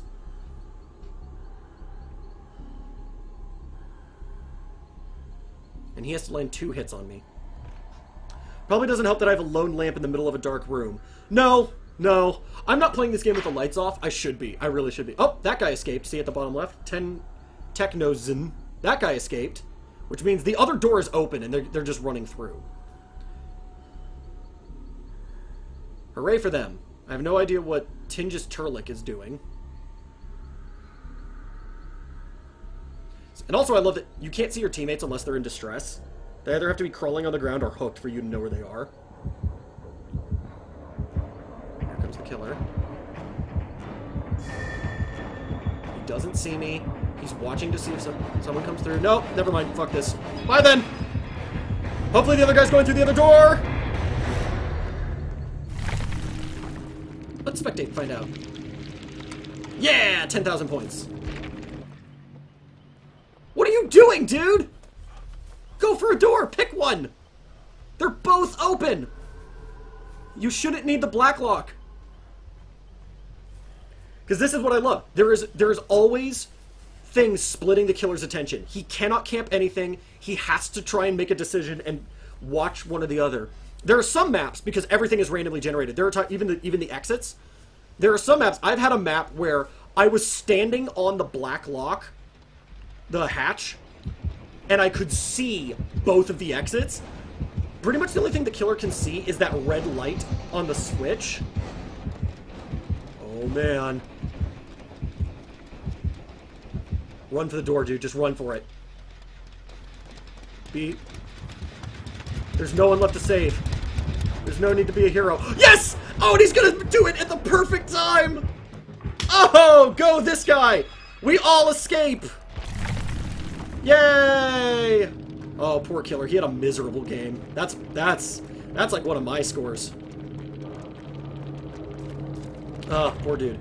If this was truly a realistic game, the characters would be doing an overly cocky celebrity dance right in front of the exit. Oh man, you have not seen some of the high-ranked players. They do the teabag animation, waiting for the killer to show up, because you technically get more points if the killer sees you and chases you out the door. So they'll sit there just doing the teabag thing, taunting you for you to come towards them. So yeah, they will do the overly cocky celebratory dance. Oh, it gets great too, because two mechanics I like about this game. If you're downed and crawling around on the ground, and you make it through that door, you still escape. You still get out, crawling out through that door. If the killer downs you in that little exit hallway and picks you up before you make it to the invisible barrier, he caught you and he can carry you back to a hook. If you're too cocky, he can still catch you. Alright, I've got 12,000 points. 5, 8... Okay, I need 16,000. We're going to take the perk, which is now level 2. Hence why it's level 2 and it's considered very rare. That's what the 2 marks there. And we'll get this. Loadout. What perk am I using? Premonition? Premonition's pretty sweet.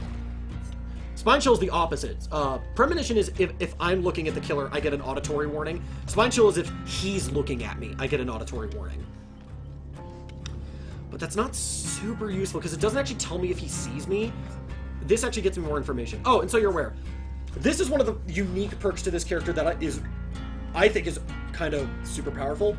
At level 3, it makes it so he doesn't make noise when he's wounded, which is a big deal for the killer. The killer uses those wound noises to track you all the time. You get bonuses to doing things when you're wounded. You automatically see one of the generators when you start off. No matter, it's just randomly revealed on the map. This reveals treasure chests that are nearby.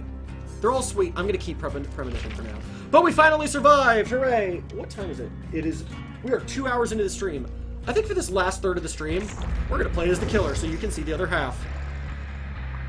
So yeah, you'll notice a bit of a discrepancy. Level 25, rank 9. I am much better as the killer than I am as a survivor. I also have room for 4 perks, specifically Iron Grasp. It's really hard for people to wiggle out. Not only is wiggling do less, it takes them longer.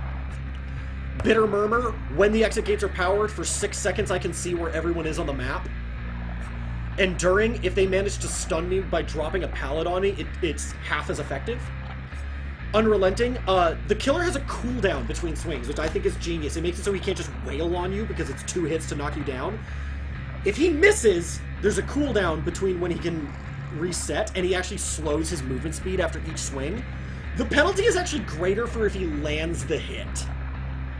Because if he hits you, he has to like clean off the weapon and he slows down a ton, but you're wounded and he can see where you're going. So it actually balances out nicely. This lowers that penalty. I have the chainsaw, nothing I can do about that. I have 2 different chains. How many of them do I have? I've got 4 of this one, 5 of this one, 3 of this one. Let's burn through some of the other items that I'm drowning in. Vegetable oil, slightly decrease the cooldown. That's cute. And this moderately decreases the cooldown. They stack. It says so right there. Stacks. So that should really lower my cooldown. And we'll use those because I'm drowning in these damn things. I actually can't get rid of them fast enough. And then offering. I don't like any of these. What is this? One extra hook. Let's do 1 extra hook. Cool. Alright, so I'm the host. Unfortunately, my internet connection is sweet, so they're not going to have any problems. If they disconnect, I know it's their fault. Oh boy. A rank 3, a rank 6, a rank 7, and a rank 12. I want to point out, 3 of them outrank me, and I'm like, this is one of the minor problems with matchmaking. It's not too big a deal. I actually could potentially still beat them. I do think matchmaking should pit you against people who are at least the same color as you. Like, I should only be against ranks, like, 9 through 12, I think. Instead of against reds and purples. Oh yeah, achievement unlocked because I have a full loadout. 4 perks, an offering, full thing. Oh, and someone gets bonus XP to... Oh, they all get bonus XP to literally every category. Now, Altnop, you must not give in to the Eldritch Temptations, unless I get some benefits. No, I always give in to the Eldritch Temptations, because this completely changes the dynamic of the game. This is still tense, interestingly enough, because I'm worried about the progress they're going to make. They're probably going to kick my ass, I'm telling you right now. Despite being much better as the killer, them all being that high of rank means they know what they're doing, and they're probably going to kick my ass. But it is now tense because I'm worried about them escaping, not because I'm worried about surviving. So, This is what the hillbilly does. If you can sprint across maps much faster, they just screwed up and told me where they are. And that's why I rev the chainsaw. Because it scares people into making mistakes all the time. And they just left tracks, which tells me they're not far from here. Also, because they screwed up, they made no progress on that generator. Also, I'm getting weird frame rate issues that I wasn't getting before. Alright, I don't hear any generators having progress, so we're going to head this way.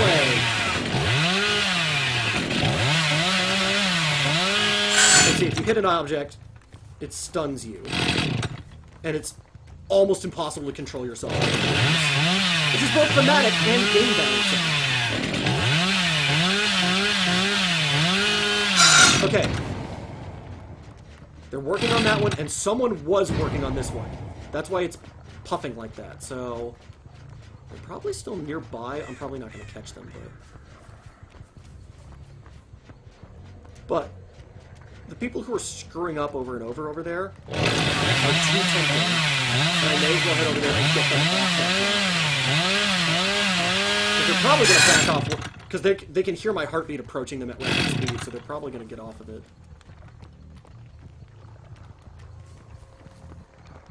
Yeah, all the progress has been reset on these. Nope, not on this one. Oh, someone's getting brave. I can hear them working on it even though I'm right here. Alright, so now we play this dumb ring around the rosy game. And they're going to go look for pallets and ways to infinitely trap me so that I can't catch them.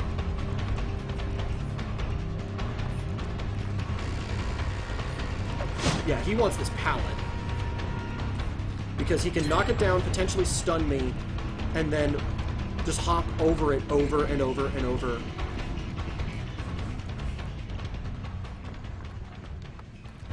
Nope. Okay, there's that, and now I'm going to break this so he can't do that anymore. Pro tip, break pallets when you have the time and the opportunity.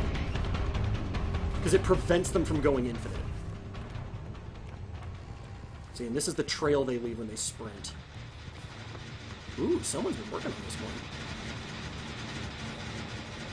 Probably had to give up because the guy was running this direction.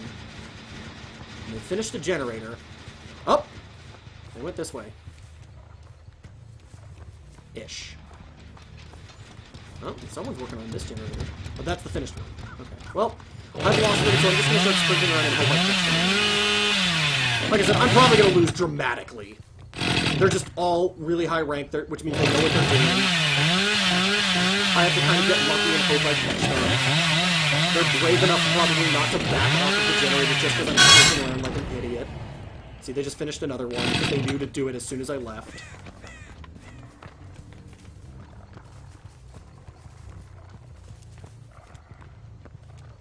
And yeah, they're long gone because there's a delay between when I see that signal and when they actually did it. So they're not actually, like, I could have reacted to that almost immediately and I still probably wouldn't have caught them.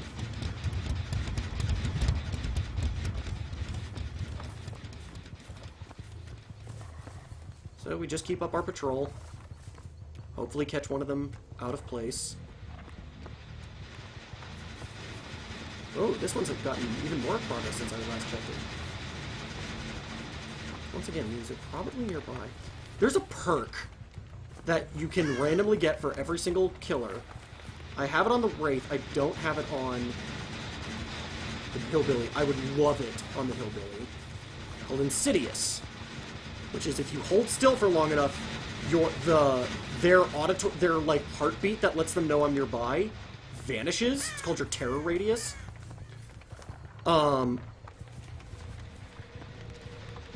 And you become basically invisible until you move or do anything again. I would love it on this guy, because I would love to be chainsawing around, end up near one of these, and then just hold still and make them think I left.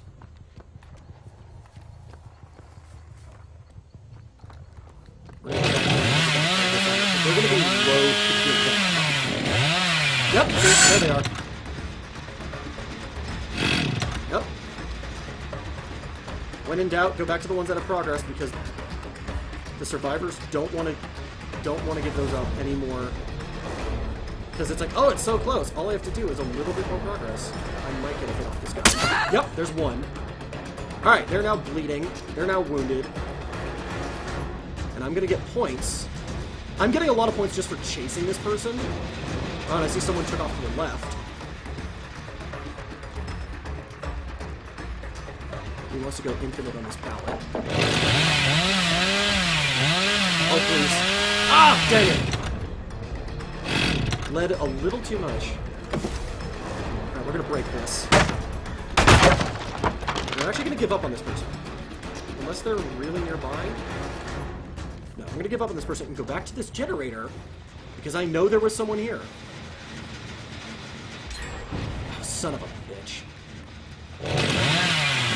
Well, see, and this is the funny part. As they finish generators, they dwindle their options on where they can go, and it makes it easier and easier for me to patrol between them. There's 4 generators left, and the 2 that have the most progress, I can just hop back and forth between left and right. That guy's probably healing it. Yep, he just healed himself. And then there's this one, this is the other one I want to protect. Because it keeps me in line. Yep, there's someone over here. Because it gives me a nice, smooth patrol route. It makes it hard for them to exploit. You'll notice, I might have walked right past... Damn it! They're so good at, like, knowing when I'm there and when I'm not. It's why I wish I had Insidious. But I can see the scars from where they went running. In this direction. Oh, and those birds just came back, which means they ran near it. Alright, well, back to the generator. Yep! Gotcha!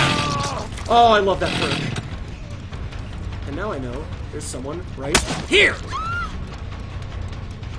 This is why I hold on to that perk.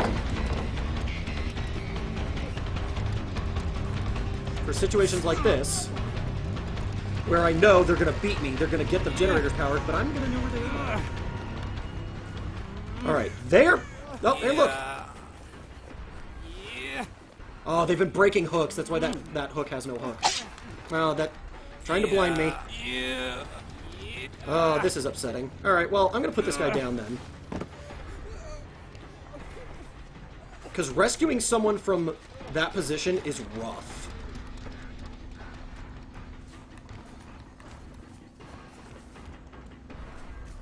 Especially since I'm going to chase this person a little bit. Oh, got a hit off of him. I'm going to go back to the guy who's downed. Because they are probably going to try and rescue him. Like, they just popped a generator purely in the hope of distracting me. He's probably going to wiggle out of this, sadly. Oh, there's a hook right over here. Did I walk past? Oh, I was chasing that girl. That's why I ignored it. So we're just going to hang you. And I get points for that. See, and this is why I wish I had Insidious, because I could just go, like, right here, hold still, and unless they see me, they wouldn't know I was here, because they wouldn't be able to use the heartbeat to track me. Alright, so, I hate camping, because it's actually a bad idea, but when they're this close to escaping... Okay, they've got progress on that. I don't want to camp so much as I want to keep wandering around looking for...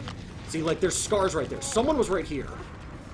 And I'm looking for people in the immediate vicinity, I call them immediate saviors, who are trying to hang out and save him when I'm not looking. Oh, someone got out. Which is... Ah! See? Like that. Ah! Dang it! If only I could turn left a little bit more. Well, they're probably going to the door. I'm gonna bet this is the door that's open, if not both of them. Yep, that's an open door, alright. See, and this is the problem. I can't even functionally camp this door. Because, 1, it takes 2 hits to down someone. So even if I hit them, they can just run past me. 2, if they just go to the other door, I'll never know. So, like I said, I wasn't gonna do well this game. There were just too much. They are just that much better than me. So instead, I'm going to try... Oh! Look!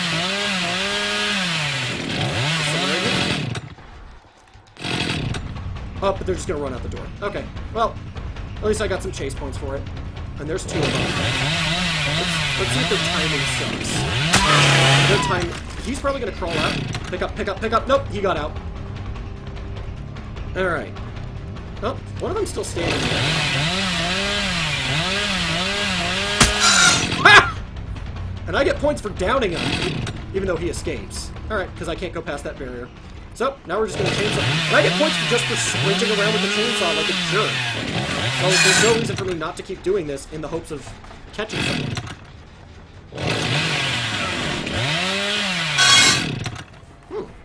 Weirdly, he doesn't seem to actually be here. I'm going to check the sides, because that's common places to hide. He might have just been waiting at that other door. Yeah, there he goes. He went out the other door. Okay, he was waiting for me to leave. Oh! I can hear the door. We lose! Disgraceful defeat. I'm just going to call some BS right here, because holy crap, those survivors. Yep! Happens. Nope, and I deranked just barely. I actually lost a pip off of my... How many points did I get? I got 9,539. If I had landed one more hit, I probably would have leveled up. I probably would have continued my ranking up.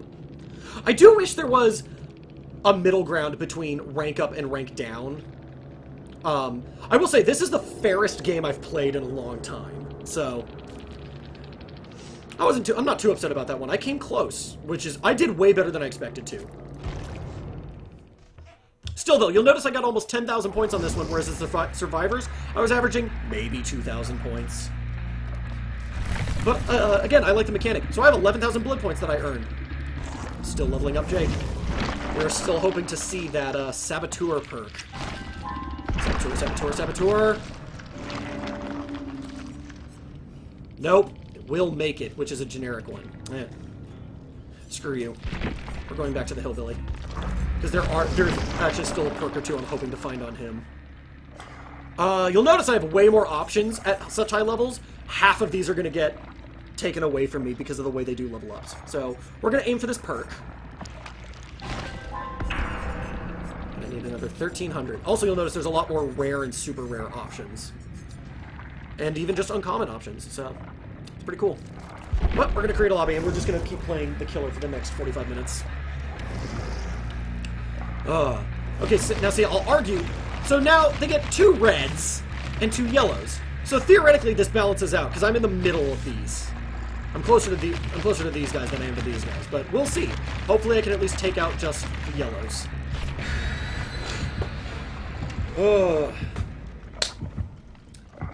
I'll also admit I have this weird trend of the Hillbilly. I think is the ugliest one aesthetically, and the one I want to play the least. Hands down the one I'm the best as. Wraith looks super cool. Trapper looks okay. I'm terrible as both of them.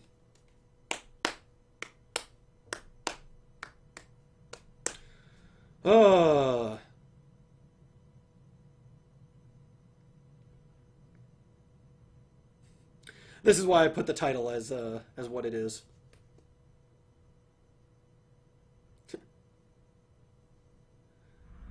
Any future playthroughs of this game will not be Let's Dissect, because I cover basically everything in this, and you can watch it in the VOD, but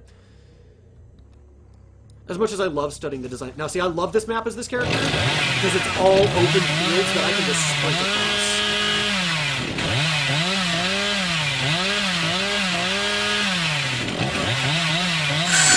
across. And now I'm on this side of the map. And it's almost everything is just straight lines.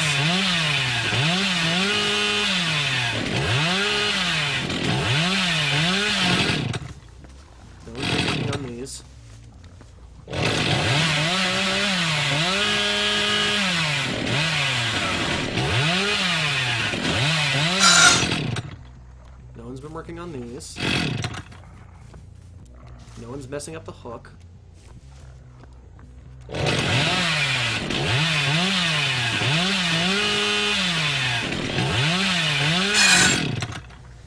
Still not seeing anyone.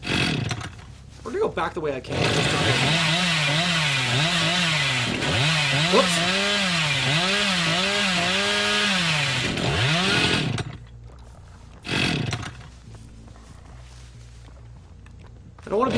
because that lets them...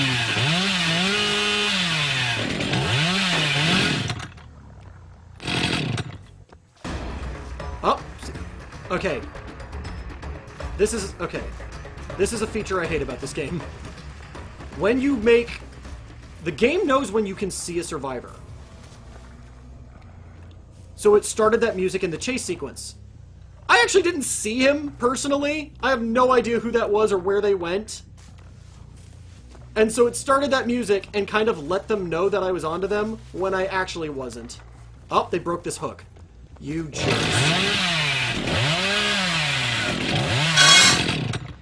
Oh, they're working on this generator. If I ever catch someone who's been breaking my hooks, I'm kind of willing to camp them to watch them die. Because like I said, it's not necessary for me to win. Man, is it frustrating.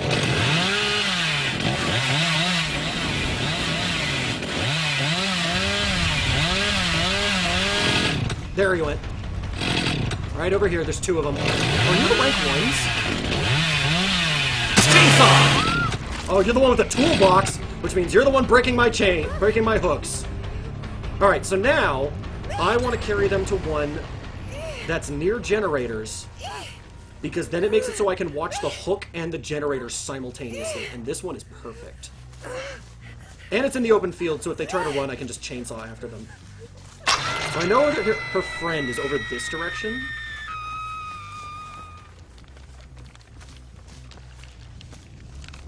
I'm gonna chainsaw this one. See if we startle anyone. And then we're gonna come back and check. God, they already only need two more! Alright, well, they're forcing my hand. I have to go check.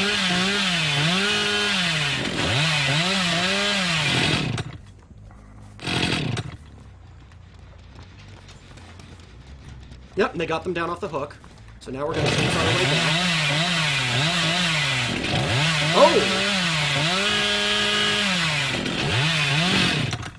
Scratches... They're nearby. They're actually... I went to the wrong one. They were working on this generator over here. What's up, dude? Ah! Juked properly. It's okay.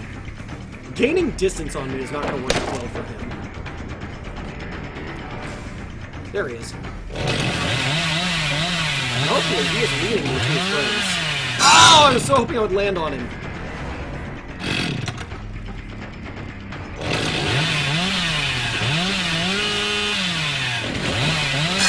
Ah, dang it. Oh, it still counted. Thank you, glitchiness. Even I know that was bullshit, but it's appreciated bullshit. Dang it! That shouldn't... Okay, well, he got it back the other way, because that shouldn't have stunned me. What's up, dude? Dang it. Alright, well, I'm going to break this, because I don't want him being able to use this over and over. This one, too. Especially since this one's near a hook, so if they ever get off this hook, I don't want them to be able to immediately use it to escape. Alright, well, these two are prime candidates. We're going to go check this one, because it's so far away.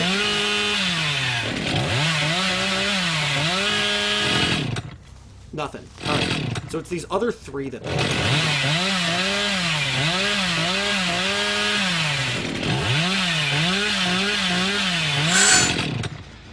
There he is. Alright, he's gonna try and wait for that, but if I rev up the chainsaw... He went to the right. Did he just loop back around? He did. We can break it now, so we can't do that. Once again, having my ass kicked. I haven't oh, wait, no, I hooked one of them. But this guy is doing a really good job of distracting me. But now he's running into the area where he's already used up all the chase breakers. Dang it!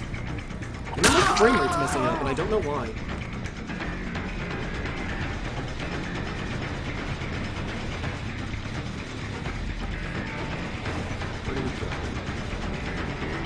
Oh, there's the other person! Oh, scared away too. Oh, here you are. Come here. See, the thing about juking me is if it works, I've lost you. Because my field of view makes it real hard to keep track of you.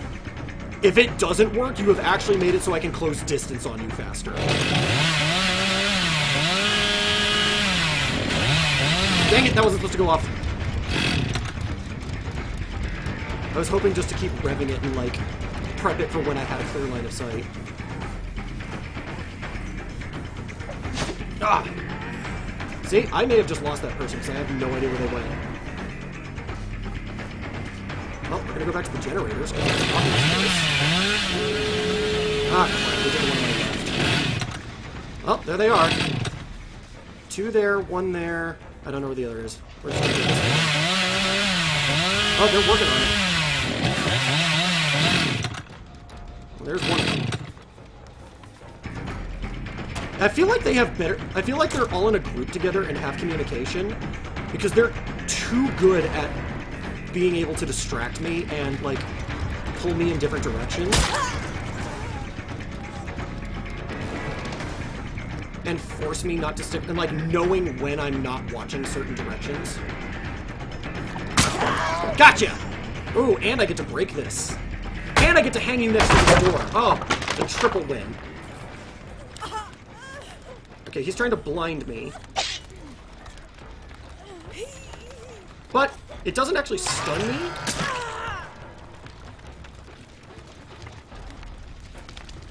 So that was largely a nuisance. Let's see if he went to the door. He did not. But I know he's right around here because he wants to help his friend. Yep, see? Where am I going? Back in your head, that's where. I'm gonna loop back. In case there's someone else. Oh, she actually pulled herself off. That's really upsetting. And I lost her. See, this is the problem with your terrible field of view as a killer. There she is. Oh, I'm amazed that door isn't open. Now it is.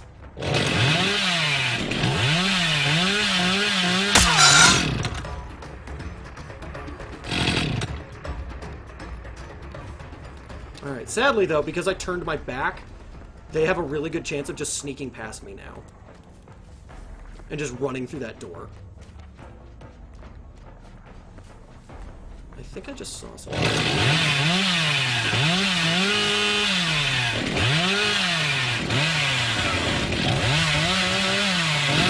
Yep, there it is. Yeah! Dang it. Nope, they're all gonna get out. Because I don't even know where the wounded one is. God! Unlucky to play against people who actually know what they're doing. Oh, I will say there's one mechanic in this game that actually upsets me. And that is... There they go. At max level... Or not even max level, at level 30 out of 50, the survivors... Oh, but I still got 10,000 points. So this is what I mean by all of us had a good game. I actually beat this person. And I liked that. The survivors, and actually the killers too, their unique perks can be passed on to the other characters, and I feel like that's kind of bullshit, because it ends up making it so every character in the game can end up having, like, you can end up being playing against 4 people with Saboteur, or you can have killers who have, like, all the best perks, and, like, I don't think that's a good idea, and I think that's one of the things I actually question. Alright, perk is up here, so we're gonna go this way. I do not like this add-on, for the record. Moderately increases steering while using the chainsaw. I've used them, and I've noticed no difference. Alright. I could see a Japanese monsters as the killers, but they would be so powerful. Japanese lore is some real dark messed up shit. There's an implication that the next character, the next killer that they're releasing, called the Crawler, is female, and is probably a lot like the girl from The Ring. The poor abomination just wants to be left alone on his corn farm, and all these whippersnappers keep intruding on his property. No wonder he's pissed. No, he kind of wants people to offer to the entity. Pros for this map: open fields for chainsaw frolicking and good crops for the fall. Cons: crops are too good, can't see a thing. Yep, that works in both directions. Mostly in the survivor's favor. It's real easy to lose the killer by sprinting into the cornfield, then making a sharp right turn, and just backing up like one row. God, always at the rank 2s. 2 rank 2s, both of whom have prestige. This guy's prestige 3 times, this guy's prestige twice. And then a level 10 and a level 20. Oh, God. I do think the matchmaking needs help. I think they should only match you against someone who's the same color. Like, I should only be against, like, 9s through 12s. But yeah, it's real easy to juke the killer by go into the cornfield, stop running, and just walk through one row of corn. He'll probably lose you. Ugh. It's getting late, even for me.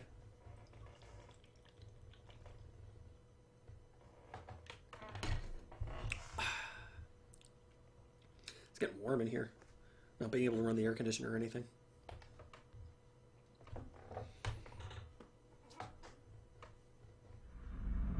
Alright, so there's a generator behind me, a bunch in that direction. There's one that way. I'm going to go to that one, and then I'm going to sprint across the map.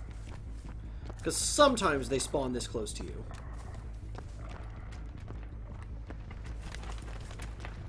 Nope, nothing. Alright. Now we frolic.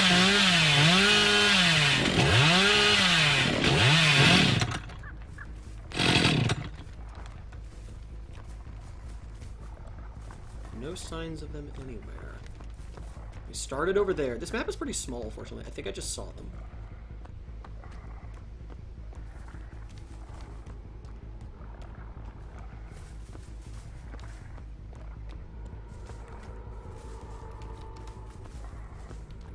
See, and this is the thing. Playing as the survivors, you're like, oh god, they could be here any second, they could be here any second. And technically I could. Playing as the killer, you realize, if they don't let me find them, I'm not gonna find them. Not at this one.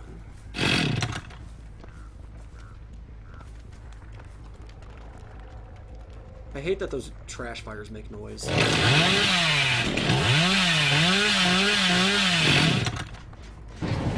Oh, someone was here. Oh, see? It just told me I saw someone, but I actually don't see anyone. I have no idea who it thinks I'm chasing.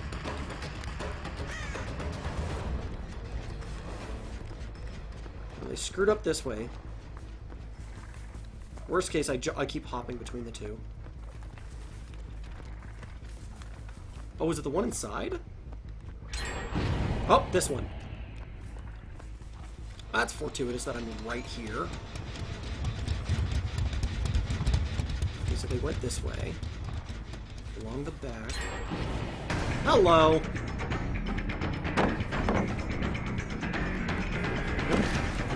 Let's just hopped over it.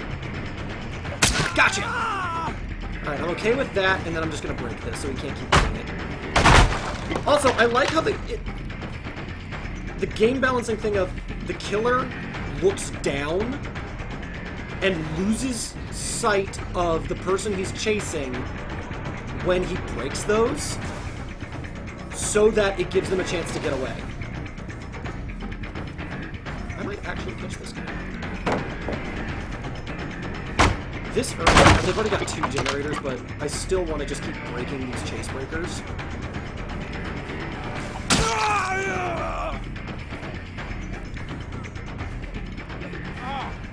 Make it so that if I chase someone else later on, they can't... Oh my god, they have broken so many hooks already. Well, fortunately this generator was one I was watching. They've lost progress. Oh, you son of a bitch! That's what a broken hook looks like. I'm gonna lose this one so hard again. Nope, he actually wiggled out. Oh, he ran behind me.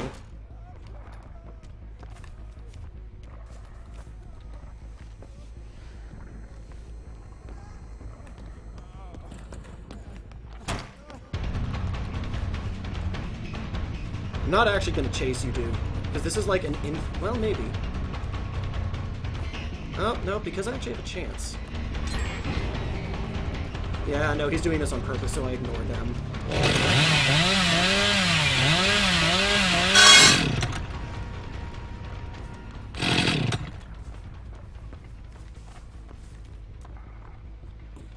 I mean, they've broken all my hooks. This is frustrating. See, and this is why I argue, you shouldn't really be able to just break the hook. You should make it so that it's, like, easier for people to wiggle off of. You know, not just take away the option. Because it removes interactive. God damn it. Right as I was going to go check that one. You are the one who's breaking hooks. Well, they're all going to escape, and I'm not even going to land another hit on them. I didn't even see them this game. Unbelievable. Well, not unbelievable. Well, I got one more hit, so... Cool beans. The problem is this building is poorly designed. This is actually one of the things I don't like about this game. It's an infinite loop chase breaker. If she doesn't fuck up and if I don't catch up to her soon, like right there, she could have done that infinitely and there's nothing I can do. Because I go through windows slower than she does. Alright, they're probably going to come back and try and save her. But they've broken all my damn hooks. Yeah, literally all of them are broken except for the ones in the basement. So I have to go this way. Towards an exit, towards a generator. The generator's moot. I might get her to the basement. Those are scratches on the ground. There's someone nearby. Oh, there's someone right there. What's up, dude? I think I can get her on a hook. Nope! Last second. They're gonna escape. Now they get to just run to the door. Door there, already open.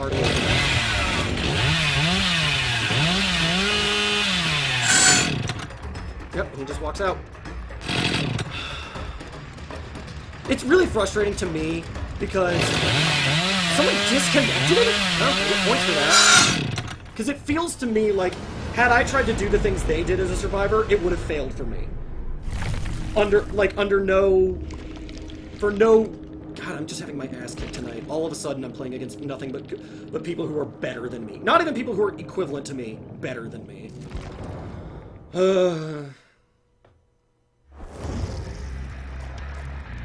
Well, barely even got anything worth leveling up.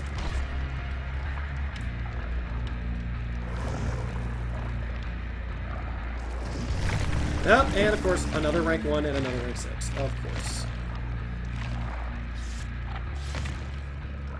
Alright, well, Paul. Paul is the problem child. Followed by Tyler 1.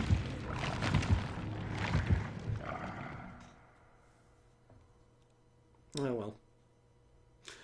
Fortunately, like I said, to me the mark of a good game is even when you lose, you want to immediately set it up and like play again. And this is that game. Even when I was having my ass kicked as a survivor, I'm still having fun. Even when I'm losing, I've just lost a rank playing as the serial killer, and just it's going terribly for me. So, but still having fun. I will say though, it's just frustrating when it's like I said, this game has a nasty habit of feeling like it's picking on you. Not picking on the survivor, picking on the killer. Picking on you, whoever you are specifically. Cool, thanks, Rock. It's not like I wanted to go all the way to this generator anyway. It's not like that would have been fun or anything.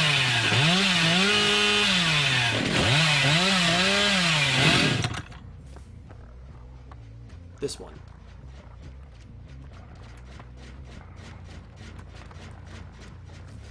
I've already searched the chest.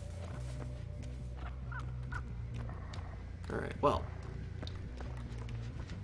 They're more likely to give this one up because it has almost no progress and they have all the other generators. We're going to go up here, see if we see anything. We don't, so we're going to go back the way we came. That's most likely. Oh, there they are. Scared them as I went past. That was cool. Alright, so now I know which one they care the most about. Anyone in here? No. There only would have been someone in there if I was hiding there and someone else was looking.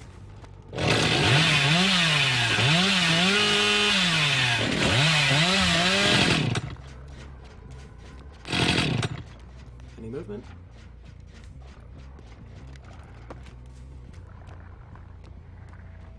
Oh, I see the scars.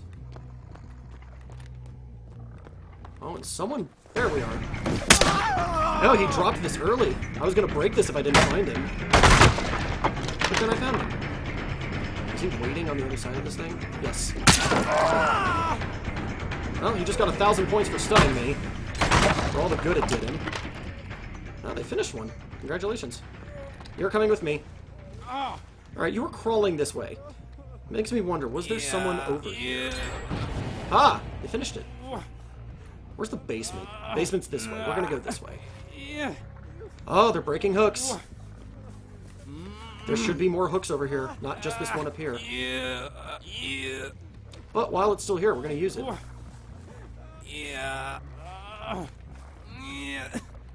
And also, we know there was someone over here working on generators, so this should... Oh! Yep, there they are. I was gonna say, this should serve as pretty effective bait. Where are you going?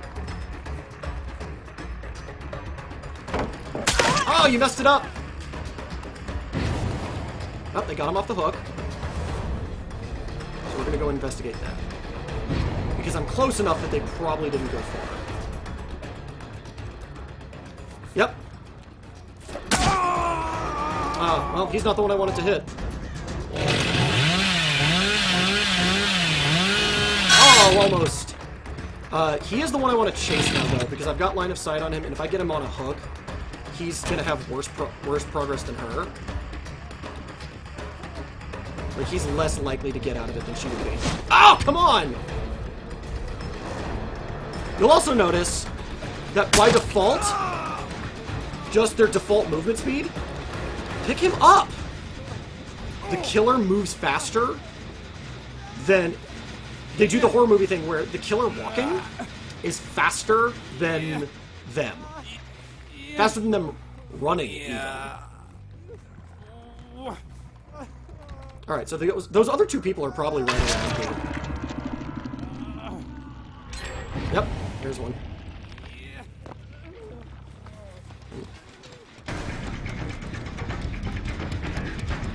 And I'm going to immediately turn around. Yep, called it. Where'd they go? There we are. If I catch him again, he's dead. Gotcha! Alright. And we're going to take you to the basement, because you're right next to it.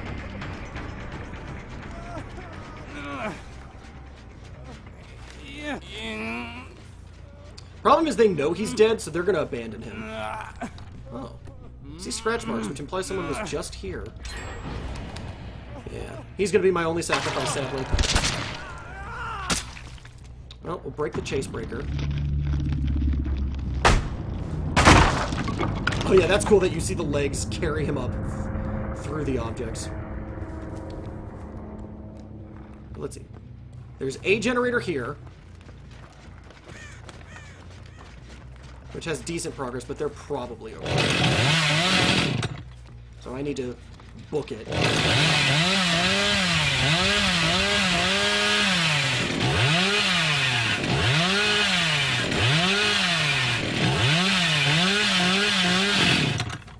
Nope.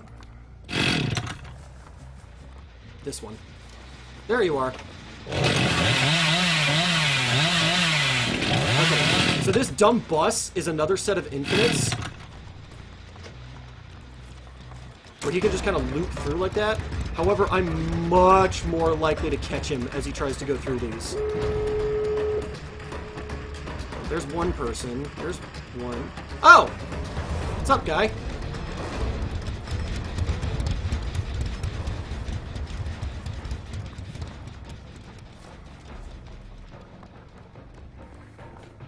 At least I know they're all, like, right here, where they were. I mean, now I've lost all three of them, which is probably going to be what happens. Like, I sincerely doubt I'm going to catch any one of them. They're probably all going to escape. Yep, they're already working on that door, and there's no way I catch them before they all just go up. Yep. Oh, well. God, I'm sick. See, like, this matchmaking is upsetting. I was saying earlier, like, yes, I could win. I could conceivably have beaten them. But it's not likely. Yep. See how they do the... that?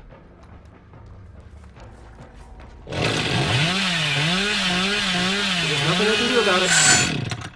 Nothing I can do about it. Oh, and now he's opening the other door. Yep. There they all go. This is my worst game yet. Even with a sacrifice. This is what I mean by how camping someone is a bad idea, because just getting this one sacrifice has not got me almost. This is my worst game yet. It's never worth camping someone. See, and I don't like having bad games just because it directly relates to how fast I can level up. And that's the part that bothers me. So, yeah, I suck. Yep, only person I beat was the person who wasn't in my same category.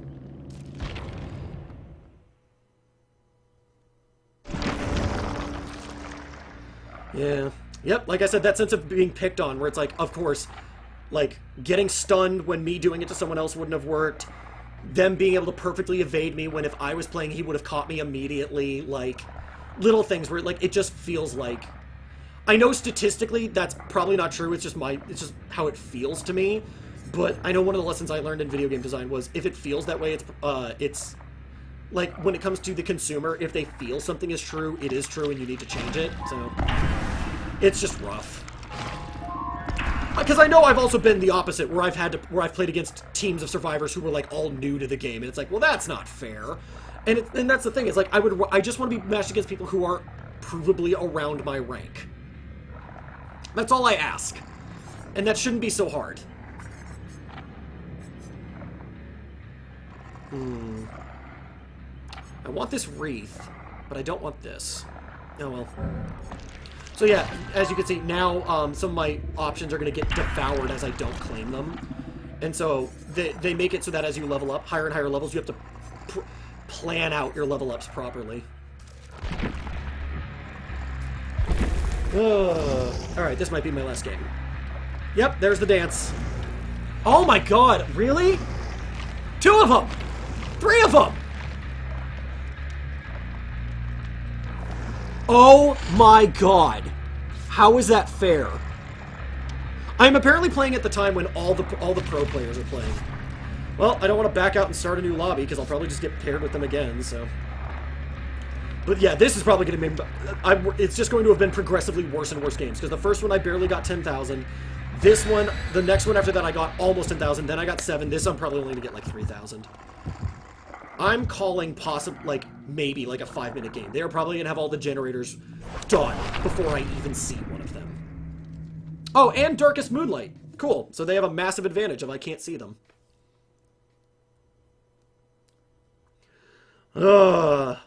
Let's watch AllTheoryNoPractice just lose ranks over and over. That's what we're watching. I was having a bunch of good games earlier today before I started streaming, and then this. Oh well. That is something I do wish they'd fix, is like, being on the bad end of the matchmaking feels awful. Being on the good end, it doesn't even feel good. It feels... Yeah, it could be the European people, but in which case, why are all the European people good? Like, there's no bad ones, but... Yeah, it's that thing of just... I don't understand why they thought having why this matchmaking is acceptable to them, because it's so obvious what they need to do.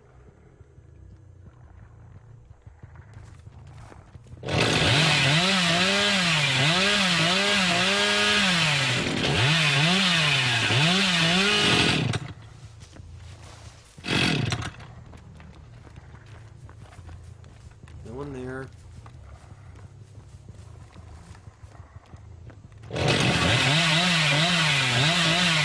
Oh, found someone.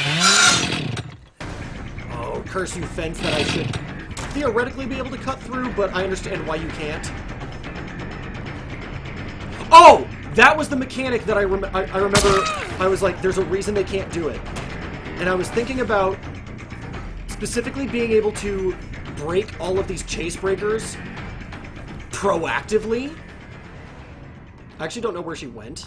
I didn't see where she disappeared to, so... We're just gonna see if I can hear her.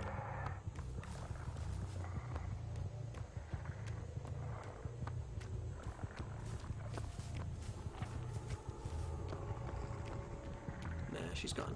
Alright. So once I have a clear line of sight, I'm just gonna be sprinting from... Oh!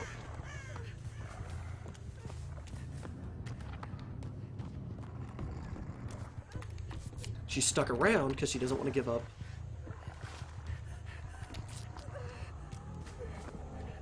Hello! Oh, and I got to her before she could heal. Oh, this is amazing. I don't know why she did that. Because she should... I mean, they're all rank 1, so anytime I catch one of them, I'm going to be suspicious. Oh, managed to wiggle me into a fence. But yeah, it's why can't you just break all the chase breakers? Why can't I run around breaking them before they use them? Because that would be so busted. It would be, hands down, the strategy you use every time. To just run around, breaking them all, and sure, they would get generators, but by the time they got enough generators, you would have broken basically all the chase breakers. You'd be able to guard the last 3 generators pretty much perfectly. This is a really good vantage point. I hate camping her, but, like, I can see if anyone, not even just her, if, like, anyone is moving. Theoretically. They can do that generator and I won't know. And the ones back there I won't hear. Alright, I feel a little better knowing she can't get herself down, because once you're struggling with that thing, there's no way to get yourself off the hook. They weirdly haven't made progress on the generators. Alright, but I'm going to stop camping now. Because I'm actually going to search if they're, like, just out of my line of sight. Oh, she's dead. Cool, I got one! Which she probably... Oh! Someone's in my basement. Doing God knows what, presumably... I don't even know what they can be screwing up that's making noise.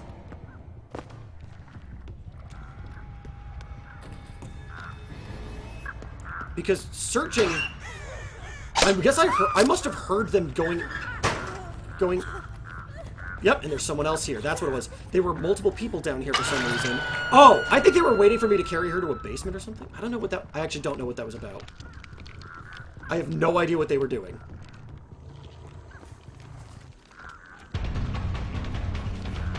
So, like, right now it says I've seen someone, but I actually have no idea what it was. There you are. Cool. What's up, dude? Why am I doing better against the rank 1s than I was against other people? Someone is probably going to save that Meg from the basement while I do this, but I'm okay with that because the hunt and the chase actually gets you more points. So I'm fine with this, and it's a more fun game this way. Though they're in trouble because it requires that other person... What's up, dude? Where are you going? That way.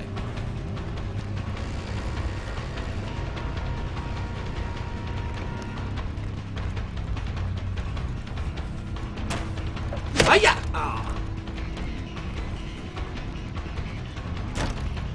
Alright, well... Oh! The other person got sacrificed.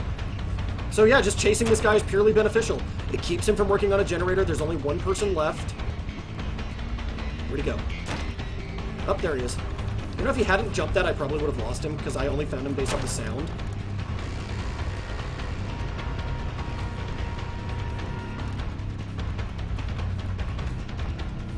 Let's see if I can bait him into doing it. Oh! And then he messed up. He messed up. I'm happy if I just wound him.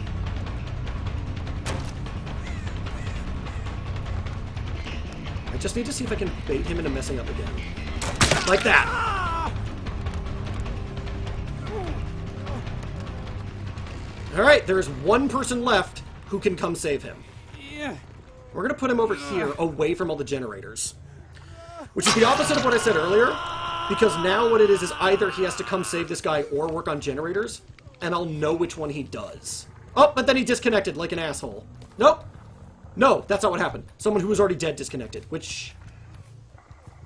That's weird. It shouldn't even tell me that. It should just say that, like, they can just leave. Oh! Let himself die? I don't know what's going on. They must be, like, not in the mood or something. I should not be having this much success against 4 rank 1. This should not be my best game of the night. Though, this also speaks to why I find the ranking system interesting. Because, like I said, it doesn't actually speak to consistent skill so much as it it shows that they consistently got 10,000 points in games. Not that they are inherently better than me. Well, someone was around here, but I don't know if that was someone I caught or if that's the last person. Because the last person has to do 2 generators to even find the black lock. They're either fake or very tired. Yeah. I mean, and then again, people have bad games. There's that thing where me just catching one of them throws all of them off. Because they then have to respond to the fact that they're down a person. Either by trying to save him or trying to go on minus a person. Which is hard.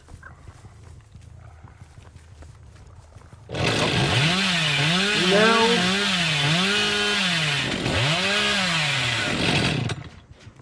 Go back to the previous method of chainsawing between generators over and over in the hopes of catching him out of position.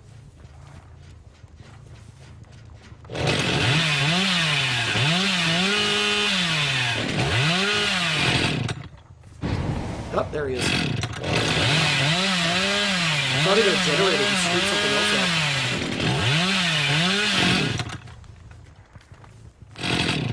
Did he jump this? Is that what I heard? What did I hear? Or was he working on the hook? Might have been working on the hook. Not a bad strategy at this point. Because if he disables all the hooks, makes it so I have to carry him to the basement, and wiggling out is a good plan for him. As the last person.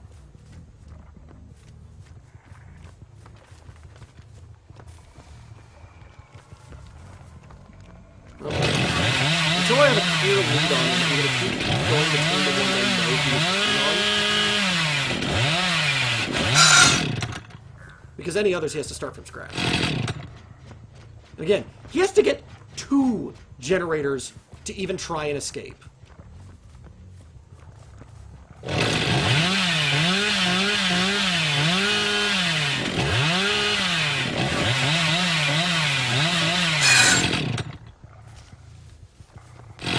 Yep, there's a broken hook.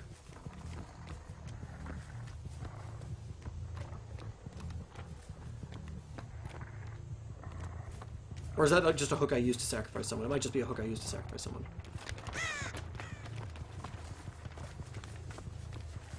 I'm getting nothing off this guy. I've got no hints, no clues. I'm just going to chainsaw sprint over and over because I get points for doing so. Oh, cool detail. As the survivor, you can tell what killer you're up against because they each have their own unique hooks. Just kind of cool detail. I can't show off the difference being the killer. Nope. This one has had no progress made on it since I've come back.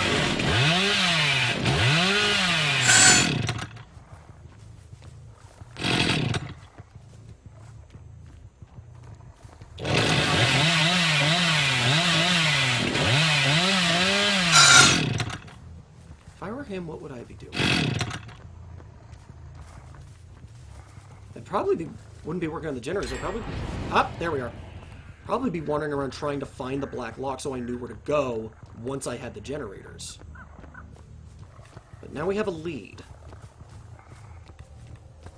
Probably not going to catch him. Because he's long gone by the time that procs. I don't see any sprint marks. So he's probably not far. There he is. She. Probably a male. Don't know. But I finally found you. Finally, progress. Problem is, like you said, this cornfield is real hard to track people in. So we're actually going to go up high and see if I can see him. There you are.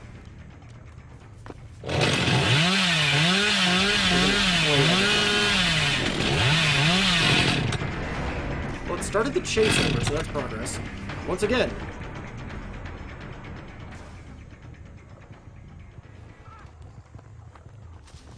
Oh, I hear you.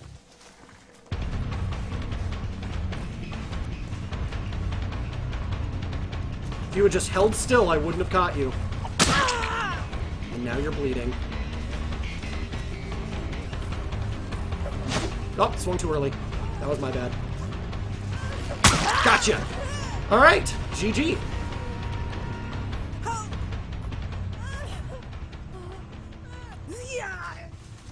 See, this one, I swear this one's broken, not used.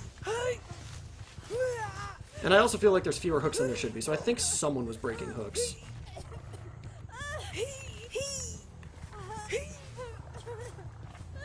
And... And now with Chainsaw Sprint to get extra points before the match ends.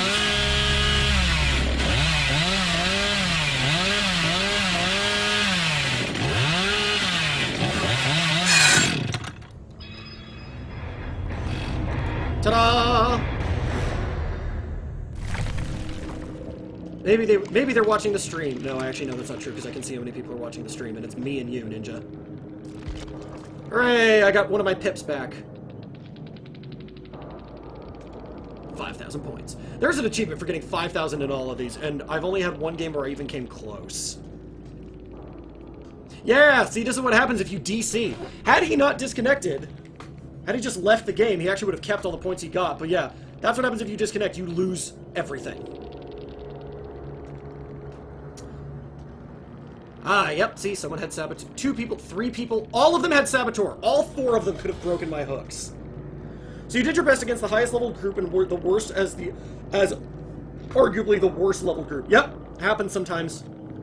I don't know. It's why this ranking system... Oh, this guy actually D-ranked to 2. But, yeah, it's strange. Like I said, I like that this is just... It just shows that you consistently can get 10,000 points. It just shows that you're good enough that you consistently perform well. It is not an actual marker of, are you better than other people? You're only better than the people who cannot consistently perform. Alright, we're going to level up, and that is going to be it, because it has been 3 hours. Thank you, NinjaX527, for joining me. You have been... You're probably going to be the only person who, no one's going to watch the VOD either, so thank you for being the sole audience member, even in the long run. Yeah, let's get this one. And then there's just a bunch of rusted chains around, so yeah, I guess I'll grab rusted chains. No! No! I'm so close! What are you, spark plug? I like spark plugs, but not enough to waste a point on it when all of these are going to get eaten. Mystery box would be nice, but it's way too far away. Alright, so we're going to spend the rest of these points on Jake. That's what we're going to do. Hopes of getting Saboteur myself. Aw, well thank you, Ninja. I enjoy my content too. I am less happy to support me, though. I've learned nothing good comes of it. God damn it, I can't even get both of these. So I'm getting 2 of these. Fortunately, he doesn't have to fight and lose things, so I may as well just pick 2 and level up. I guess we'll just pick this and this. Cool. Delightful. Well, thank you, Ninja. Thank you to... Should anyone actually watch this VOD and catch all the design talk that's at the beginning of this episode before I just devolve into frantically panicking over what's happening in the game. No idea if I'm ever going to do this again. Like, literally ever do this again. I was just in the mood tonight. Yeah. See you if I do. Otherwise, thank you, Ninja. Much appreciated.